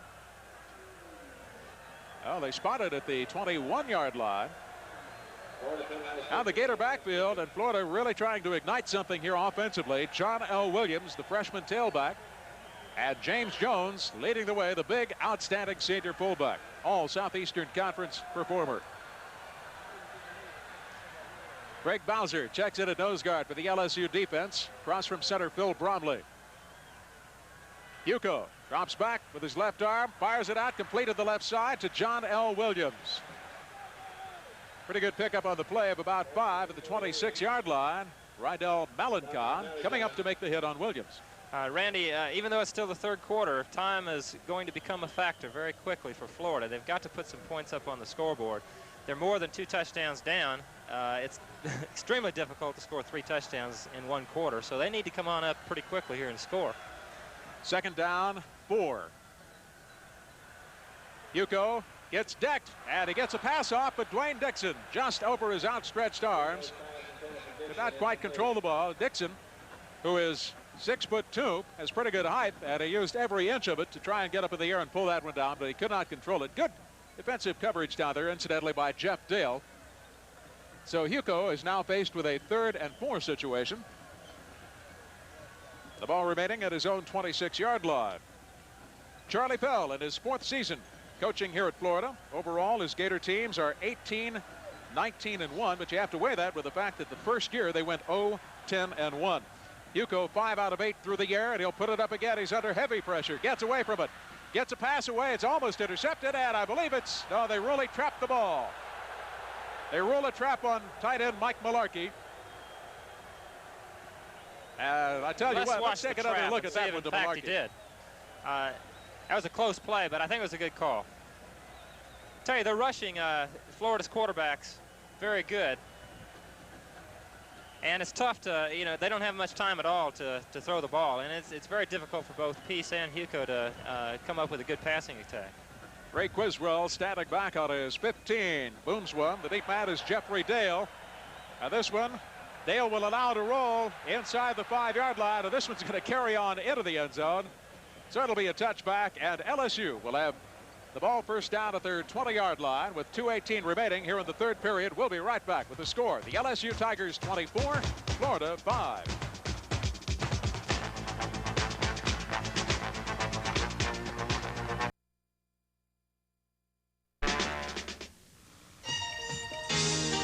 Johnson? Yeah. Did you see the late edition? This is Dalton Hilliard on a first down at the 20. Hilliard for 5, maybe 6 yards. Around the right corner, Wilbur Marshall coming over with that fine speed of his to make the stop on Hilliard. Wilbur Marshall, number 88, was Florida's High School Player of the Year in 1979. Came in here once again, as I said before, as a tight end. They converted him to an outside linebacker last year, and it was simply all Southeastern Conference. He is all awesome. Second down and 4 for the Tigers. Trying to maintain possession and run off some of the clock. And this time, stopped for a very little gain, is Dalton Hilliard again. Leon Pennington coming up from his inside linebacker spot to make the hit along with Fernando Jackson. I think Coach Stovall's Tigers going to be running the ball probably about every play from here on out. Even though it's 3rd and 2, I would be surprised to see him putting in the air. They need a couple. Offensive captain and quarterback Alan Risher, man in motion to the right side. Risher gives it once again to Hilliard, and he'll have the first down with ease. Wilbur Marshall coming up to hog-tie Hilliard, but he's already got first down yardage out close to the 33-yard line.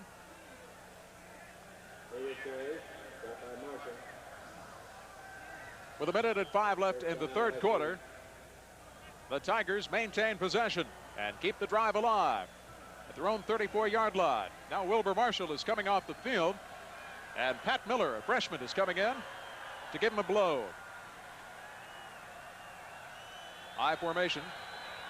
Gary James in the backfield, and the freshman, there's a flag of the play, and James finally gets good yardage. He's wrapped up at the 39-yard line by Lawrence Patrick, but there was a flag tossed on the play at the near side of the field. Looks like LSU's flanker, number 82, Dural, was offsides. He moved before the snap. Once again, a penalty will be stepped off against the Bengal Tigers, but penalties have not hurt them in key situations this afternoon as much as they possibly could have. They own a 24-5 lead in the third quarter. We have seen no points put on the board by either team in the second half thus far. Florida's defense has been playing aroused in the second half, and let's see what they can do now. It's 1st and 15 after the penalty. Tailback gets the call. Gary James. James gets a couple of very tough yards. Fernando Jackson draping himself around the young freshman along with Freddie McAllister, and they're going to spot the ball at the 33-yard line. Pickup of about 3 on the play. That'll bring up second down and 12. Well, LSU hasn't scored the third quarter yet. In fact, they haven't really had a consistent offense going as the end of the third quarter is running down. I think Florida's defense has adjusted somewhat. It looks like the defensive backs are using some zone defenses now, more so than they did in the first half, and it looks like there's a little bit more blitzing going on. But besides that, I think that their intensity is a little bit higher. There's the horn, the end of the third quarter, and we'll be right back in Gainesville with the score. The LSU Tigers 24, the Florida Gators 5. I'm very here at Gainesville with the Gators trailing LSU 24-5 at a second down and 12 for the Tigers at their own 32-yard line. Busting around the left side and knocked down by Val Brown is Gary James. You know, Jerry Stovall inherited a program that was in some disarray when he took over 3 years ago at LSU. Gradually has recruited the athletes that he felt it would take to put the Tigers in the higher echelons of college football, where they've so often been down through the years. Had a couple of outstanding recruiting years, and LSU stumbled last year. They were 3-7-1, but should they win today, they will have started this year's campaign 3-0 and would have upset the number 4 team of the country if this lead holds. Third down and 10. Risher throws it away, Gator fans calling for an intentional grounding penalty on that one, as there was nobody on that side of the field. Well, there sure wasn't. I don't know why a penalty wasn't called. Either in an orange jersey or a white jersey. But nonetheless, it's a punting situation, and the Gators will get the ball back with most of the fourth period left to play. Be interesting to see if Coach Charlie Pell will reinsert Wayne Peace at quarterback in the final period. Bob Hugo really was not much more effective at moving the Gators offense than was Wayne Peace in the first half in the third period. Ivory Curry fields the punt at his 21-yard line, cuts to the near side of the field, turns it upfield, and he may have some room down the sidelines. Here's Curry. He gets one good block, cuts back in, and he's down to the LSU 36-yard line. A great block. Sean Moore came up to make the tackle on Ivory Curry, but he got a couple of great blocks downfield. And let's take a look at again at an outstanding punt return by the outstanding senior Ivory Curry. Well, Ivory Curry goes around to his left to set up the blocking, and Florida had 2 or 3 excellent blocks, which sets off these punt returns. And Curry's a very good open field runner. He's a big play man for Florida, and we have to look to people like that in order for Florida to get back in the ball game. At the 30-yard line, first down for Florida. The handoff straight ahead is James Jones. Hugo still operating the offense. And they go to their bread and butter man, James Jones, who blasts ahead for about 5 yards. It'll be second down and 5. Well, they light up quickly. They called 2 plays, obviously. And Hugo rolls to his right, fires a pass out to his tight end, Chris Faulkner. Faulkner cannot hang on to it. Incomplete, and that will stop the clock. Jeffrey Dale, strong safety for LSU over there with good coverage on the big tight end, Faulkner. You know, sometimes I wonder why teams don't use a 2-minute offense throughout the whole game, or at least through part of the game. You know, it throws a lot of defense, a lot of pressure on the defense when you have a 2-minute offense going. And Florida looks like they may be operating out of a quasi 2-minute offense right now. They have 3 wide receivers. Hugo sets up, rifles a pass, incomplete, intended for Faulkner over the middle. Tell you what, that's Gary Roll, and Roll felt he might have been interfered with by James Britt, but no flag was dropped. So the Gators are unable to get the 5 yards needed for the first down on a couple of incompletions. Well, I think we're going to see them going for it. I don't believe they're going to punt or try for a field goal. That was an excellent defensive effort on the part of LSU. Their cornerback was right on the play, and as you can see, it's very close to interference, but I think it's just an excellent defensive play. All right, 4th and 5. Florida with a key possession play here at the 30 of LSU. Same offensive set. Hugo sets up, wants to pass, pulls it back, rifles one into the end zone, and it's batted down. Intended James Britt with a great touchdown-saving deflection intended for Gary Roll in the end zone. That sure was an excellent defensive effort again. That pass was right on the mark.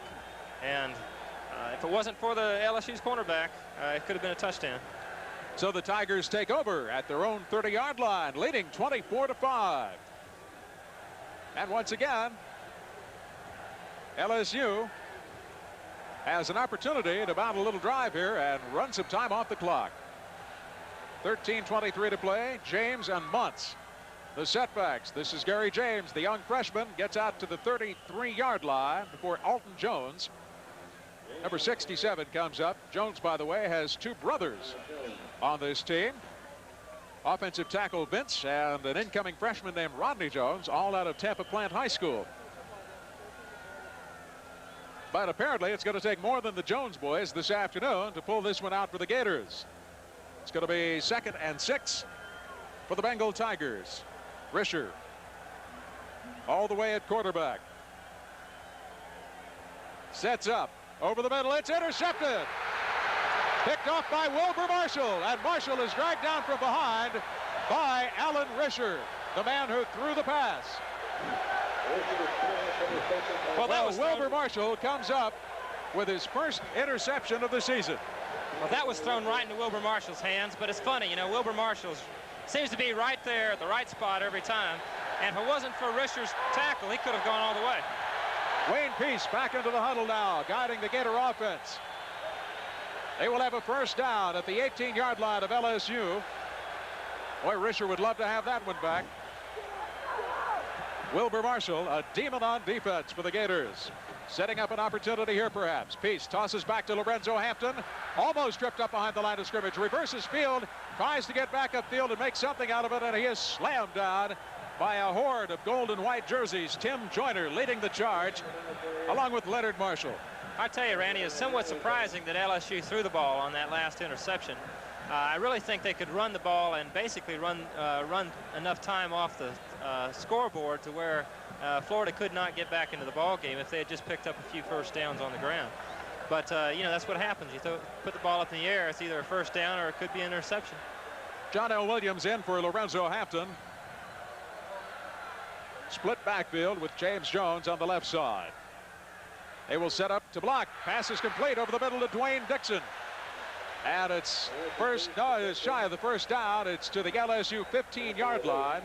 Lawrence Williams and Eugene Daniel coming in, and take a look at Florida's clutch receiver, Dwayne Dixon. That was just a quick slant pattern, and somebody must be knocking down the defensive tackles for LSU because nobody had their hands up that time.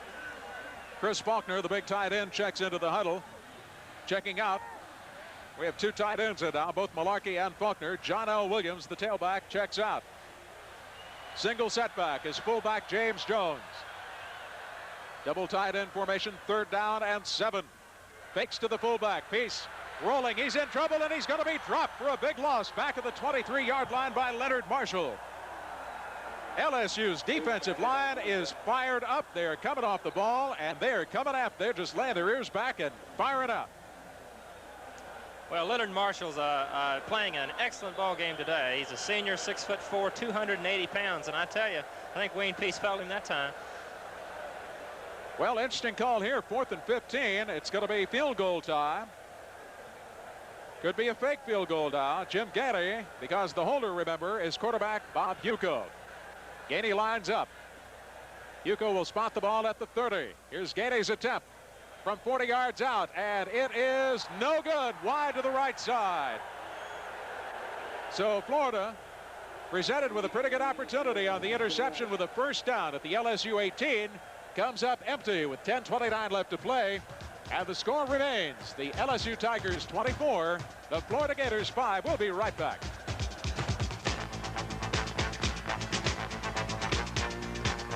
Let's pick up the action.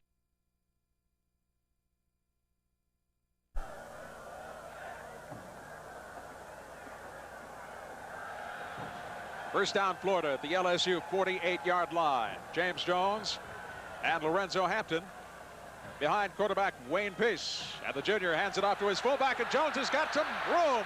A big hole, and he's down inside the LSU 25-yard line. Lifford Hobley coming up from his free safety spot to stop James Jones. And take a look at this run by Jones. Trying to hit this man in the open field is like trying to bring down a cement mixer. I tell you, I'd hate to be the defensive back on that play. That was a very good blocking by Florida's offensive line, and Jones just had a big opening. Hampton in motion to the left. He's looking for Hampton and hits his receiver over Hampton's head, and it's complete at the 19-yard line. James Britt forcing out Mike Malarkey. Number 82, the big tight end. So Florida showing their best offensive drive of the afternoon since the initial possession. That's right. They marched downfield and scored on a field goal by Jim Gainey to take a 3-0 lead, and have not sustained a consistent offensive drive since the opening possession. Now, 2nd down and 6 at the LSU 19-yard line. Threatening a blitz. Here they come. Flag on the play. They may be outside. Here's Dixon with the reception. And he is racked from behind. Still turning and twisting and falling down, stretching out to about the 12-yard line. But a flag in the backfield. Well, we may have a procedural call coming up against Florida. I think so, Randy. As you can see, Dixon makes all the yardage that he can on every pass reception. He's I really admire him as a wide receiver. He's a very good runner. After he catches the ball, he's not real fast, but he's a good open field runner, and he gets all the yardage that he can at every reception. That's Jeffrey Dale, their outstanding strong safety who is lying on his back and being tended to by the LSU training staff. Jeff Dale took a lick on that last hit. He came up to make the stop, or help make the stop on Dwayne Dixon, and he's being assisted off the field. He's only a sophomore. He's a freshman All-American at LSU last year, and I say it reminds you a whole lot of Tommy Casanova. Just an outstanding roverback, strong safety. So Jeff Dale is being helped off the field, and I'm sure the Florida offensive staff is well aware of the fact that there may be a weakness in that area right now. With Dale out of there, well, we heard a whistle. Florida had come to the line of scrimmage, and now they're going to huddle up again.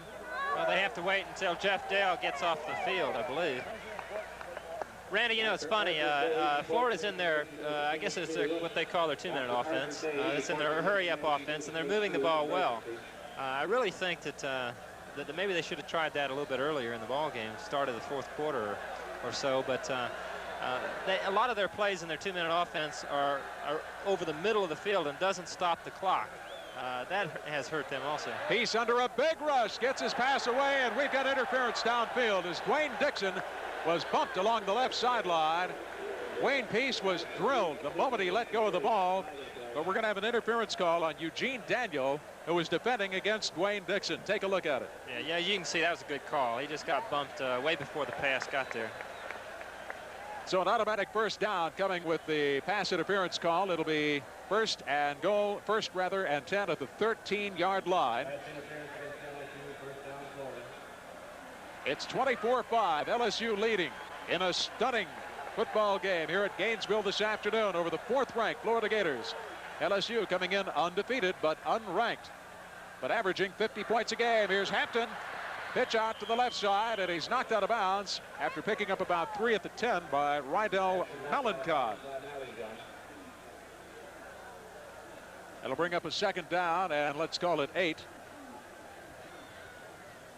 Well, those kind of plays are good here late in the ball game when they need to pick up at least some yardage, because he went out of bounds. It stopped the clock. It only ate up a few seconds on the clock, and it opens up the LSU's defense somewhat, run the ball some on sweeps and pitch outs. Peace on a draw play to Jones, and the big guy lumbers ahead to about the 7-yard line, and he is swarmed under at that point by Timmy Joyner. Some help from Bill Elko.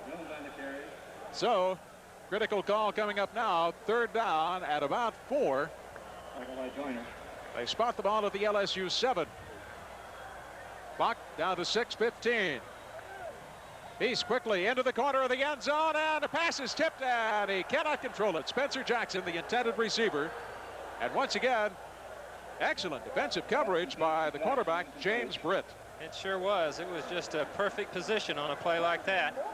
Florida's tried that pass play 3 times today, and all 3 times LSU's been on a perfect position. Well, the Gators, down by 19 points, have to talk it over now with a 4th down and 4. The last time they were deep in LSU territory, they opted to try the field goal, and it was not successful. So perhaps this time they'll have some different plans. We'll be right back with the score. LSU 24, Florida 5. He lobs it. Dwayne Dixon, and a fine defensive play by the right cornerback, Eugene Daniel, preventing Dixon to make contact. Peace just dropped straight back, looked into the left corner, and lobbed it into Dixon's arms. Yeah, that's exactly the same play, only to the opposite side. The pass really was there. Dixon could have caught it. It was good positioning on LSU's part, but just to no avail today. That's some numbers on Wayne Peace. He is 12 of 22, 106 yards, and 2 interceptions. But now we take a look again at number 7, the Slidell slinger, Alan Risher. Hands off to Dalton Hilliard. Hilliard picks up a couple on that carry. He now has 19 carries for the afternoon, 87 yards on the day, and 3 touchdowns, 1 on the ground and 2 through the air. And he is only a freshman. 2nd down and 9. Hilliard picks up 1. Ball resting on the Bengals' 11-yard line. Crowd has grown silent again here in Gainesville. Man in motion is Junius Doral. Hilliard again getting the call, and he's stacked up again around the 11-yard line. Good pursuit that time by the left side of the Gator defense, led by Tommy Wigman, number 95, their inside linebacker. 5 minutes and 10 seconds before a perfect start by the Florida Gators is going to be ruined this afternoon by an inspired, fired up LSU Bengal Tiger team. They came in here thinking very positively. Well, you know, they only lost 2 starters from last year's team.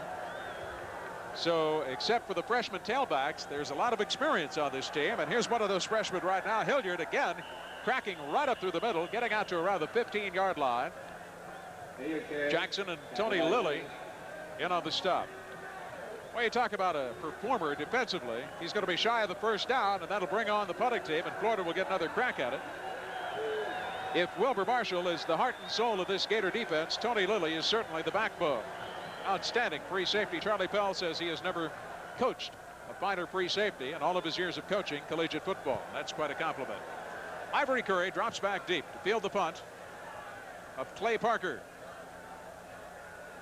Time really an eye line now. Parker barefoots it to Curry, backpedaling to his 34-yard line. He cuts upfield, out to the 40.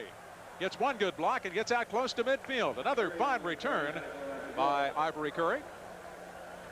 Tell you, Randy, even though there's only 4 minutes left in the game, I don't think Coach Pell thinks that they're completely out of the ball game yet. I know he has probably seen stranger happenings, and he knows that there is a chance that Florida can still pull this game out.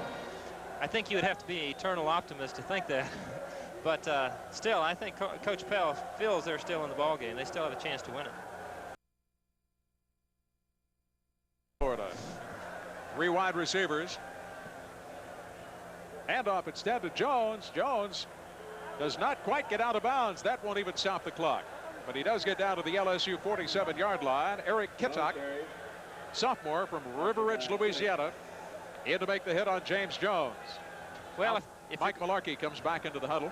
If you're going to run that kind of play, and I don't really understand why he ran it, you got to go out of bounds to stop the clock. That ate up about 20 seconds. Absolutely. Pass is complete to Spencer Jackson at the LSU 35-yard line. But once again, the clock will continue to roll.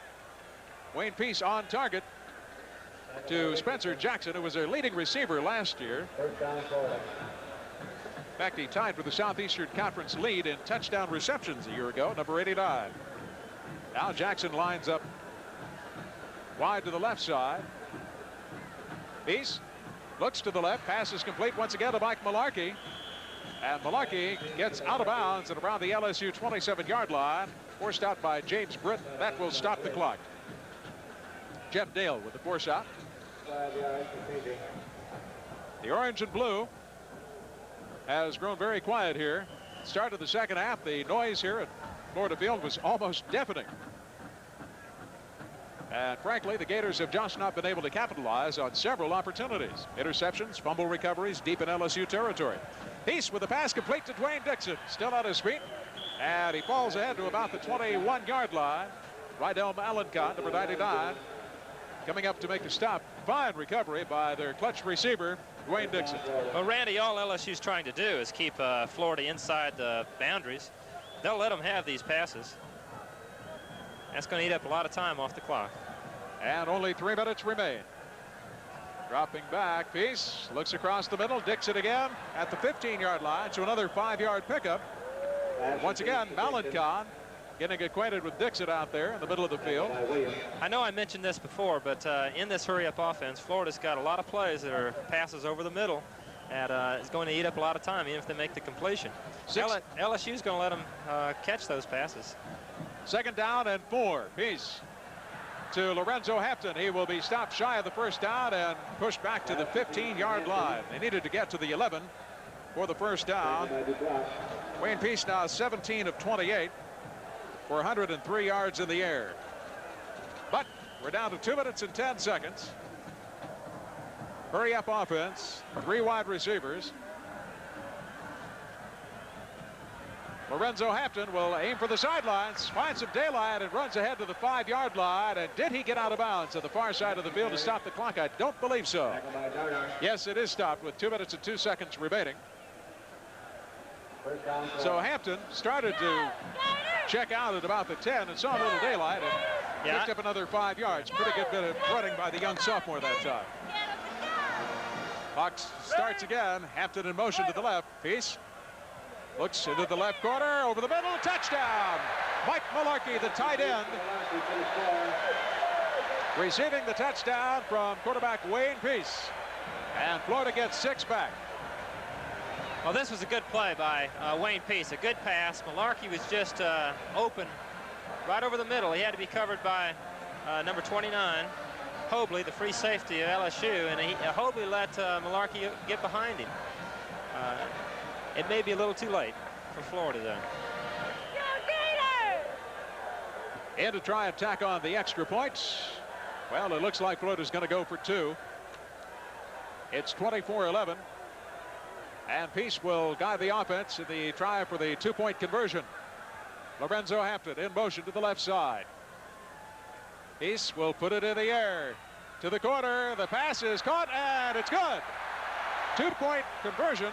Mike Malarkey again, almost fittingly, is the man whose number is called to tack on the 2 points, and it's 24-13 LSU. Well, that was just a slant pattern to the outside by Malarkey, and Malarkey's strength is what got him the 2 points on this. He had 3 LSU defenders on him, but he carried them all across. We'll be right back. In 1950. Center Mike Gambrell. Risher tosses back to Hilliard. And he's across to the 42-yard line. Fred McAllister in on the stop. He is going to be close to a first down. It is a first down. And Hilliard, that young man, has just gone over the 100-yard mark this afternoon. 3 touchdowns, 101 yards on the ground, and we're going to add him up on how many he's gained through the year. But tremendous afternoon for Dalton Hilliard, number 21, and he's just a freshman. Been a one-man demolition crew here this afternoon for the LSU Tigers. But he isn't just picking on Florida. He's done it against 2 other teams this year as well. Man in motion is Malcolm Scott to the left side. Risher with a handoff again to Hilliard. He's going for more yardage. He's got a hole, and he breaks a tackle. There's a flag on the play. He is tripped up. Gets down to the 22. Val Brown reaching out to stop Hilliard, who almost broke it for his 4th touchdown of the afternoon. I tell you, he's got tremendous balance besides speed. All day long, Florida's missed tackles on him. And you wonder if it's just poor tackling on Florida's part or great balance on the part of Hilliard. And I'm beginning to think it's good balance on the part of Hilliard. Well, Florida's chances, slim as they were, may have gone to none. Slim just left town, as the old saying goes, because it looks like a face mask violation has been called against the Gators. And LSU is going to take advantage of a first down at the Florida 17-yard line. 52 seconds remaining. And the marvelous start of the Florida Gators this season will have a blemish on it after this afternoon. Risher with a handoff again to Hilliard. Gets short yardage up over the 15-yard line, close to the 14, before he is met by Wilbur Marshall. You know, LSU only needs, if they win today, they only need 1 more victory to become one of very few schools in the nation to have 500 college football victories. Only 20 schools have won as many as 500 games down through the years. Of course, they've been playing this game since 1893, back when they didn't even have leather helmets, or any helmets, I imagine. Randy, even though this is going to hurt Florida, of course, in their national rankings, it's a tremendous blow to their SEC aspirations. They've never won an SEC title in their history. This is an SEC game, and you know, it's tremendously damaging to Florida's chances. Well, there's the whistle and the final buzzer. Charlie Pell and Jerry Stovall exchange handshakes. Charlie Pell leading his Gators into the tunnel, shaking hands with a few of the Bengal Tigers. And Florida just did not have it this afternoon. And I'll tell you what, Richard, LSU, I believe, is going to be a team to be reckoned with this year. Not only the SEC, but when you get down to that top 10 at the end of the season, you certainly can't count these guys out after what we've seen today. No, you can't, Randy. I think they came of age today. They played a quality ball club at the University of Florida and came out on top and thoroughly whipped them the whole game. Well, that's the end of the game here in Gainesville. We'll be back with our summation in just a moment. The final score, the LSU Tigers 24, the Florida Gators 13. My American friends.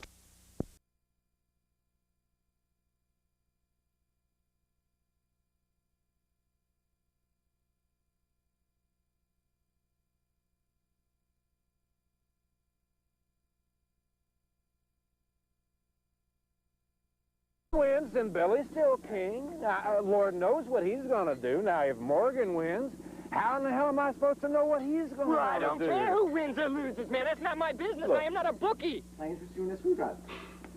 Try some novels. Knobs. Okay, they're only about 24. Ow! God, you all right? Forget it. Forget it. Spuds, come on, sit down, sit down. I'm sorry. I'm sorry. Now, look, you can figure it out better than I can.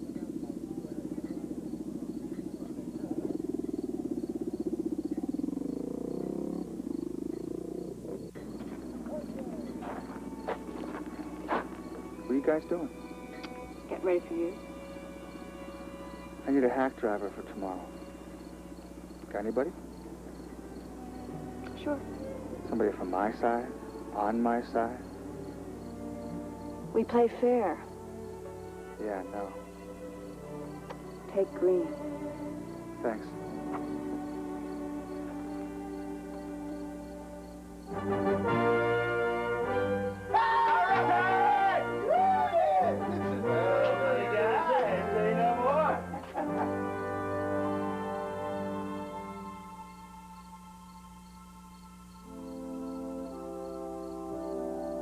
What are the boundaries? No boundaries. Whoever takes you. Okay. Now this is a toughie. What constitutes surrender? Surrender. You gonna surrender? You gonna surrender? Nobody's gonna surrender, and I don't think it's necessary for anybody to get hurt bad. So, any knight separated from his machine is out.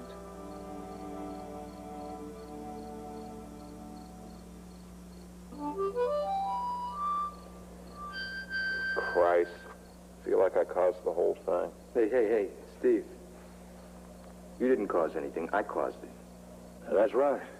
See, Billy the King turned around one day and seen how many of us was looking to him. He said, what's all this noise? What's all these folks looking to me for? They think you're trying to look bad, trying to get your ass whooped.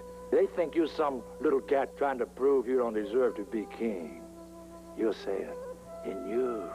Look past the mist, see what you be, your own majesty. Don't try to find yourself in me. I ain't that great know-how. Follow your own soul. Dig.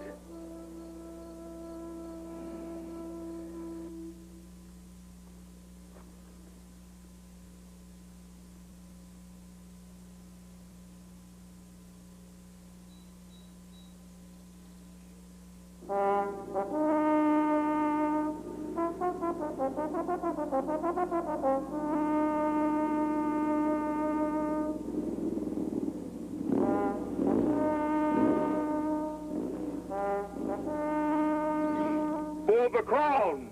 The crown is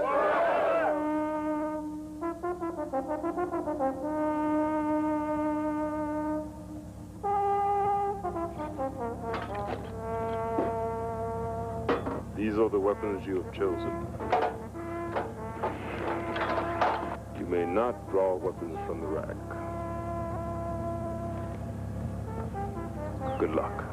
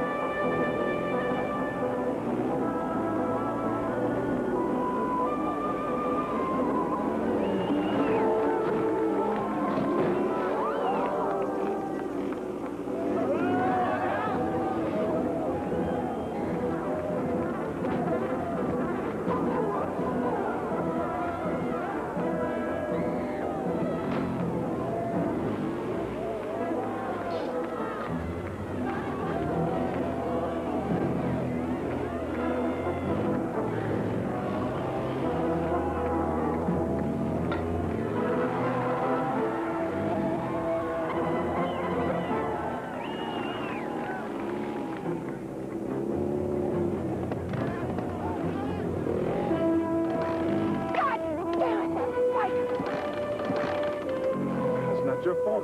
No.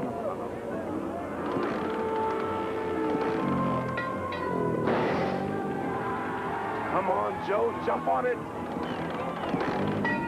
Come on, you dumb, stupid ass machine! Watch it, Alan.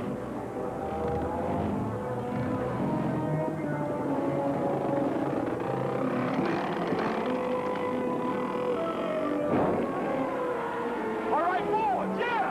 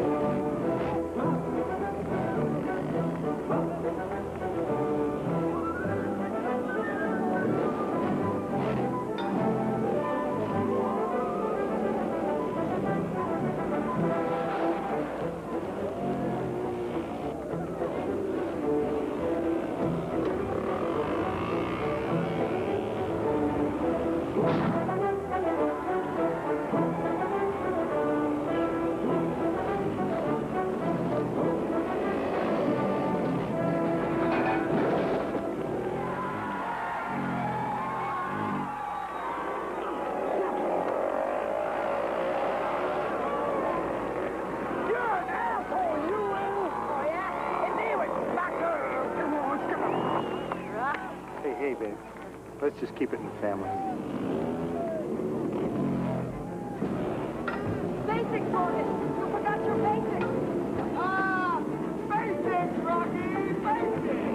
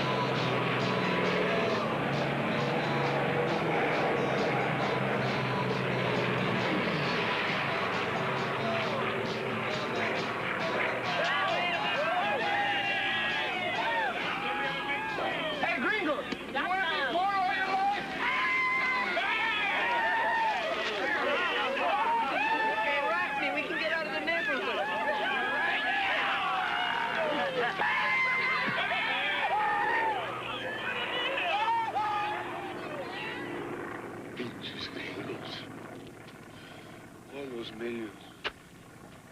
I had them. And now they've got them. They don't even need them. They've got everything. They've got houses, cars, airplanes, and women. Beautiful, blonde women. No sea malo, papacito, hombre. Tenos un cachito. You know what bothers me the most? I'm a general.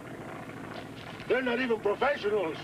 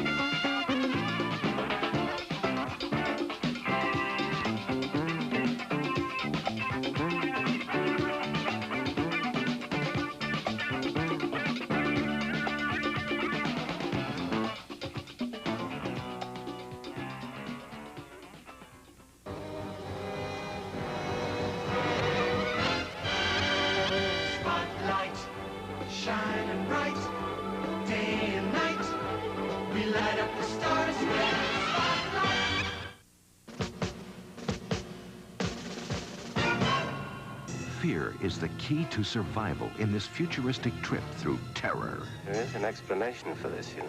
Earthbound travelers take on an unwelcome passenger. This son of a bitch is huge. Now their ship has become its hunting ground. You have my sympathies. And they have become its prey. Move! Get out of there! To live, they must find and destroy this demon of destruction. What? And then they'll blind the others? Death may be the only escape from the alien. Coming up next on Spotlight. Spotlight now presents Tomorrow's Movie Makers, a selection of award-winning student films by some of today's top young filmmakers.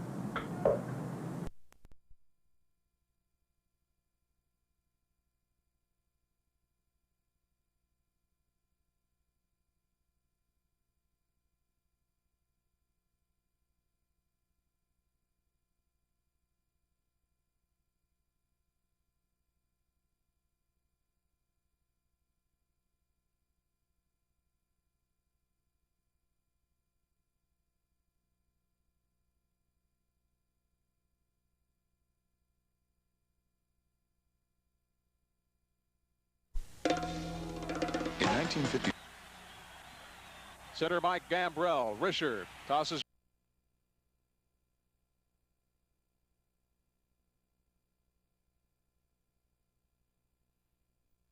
Game since 1893. Today, they only need one more victory to become one of very few schools in the nation to have 500 college football victories. Only 20. Well, there's the whistle and the final buzzer. Charlie Pell and Jerry Stovall exchange handshakes.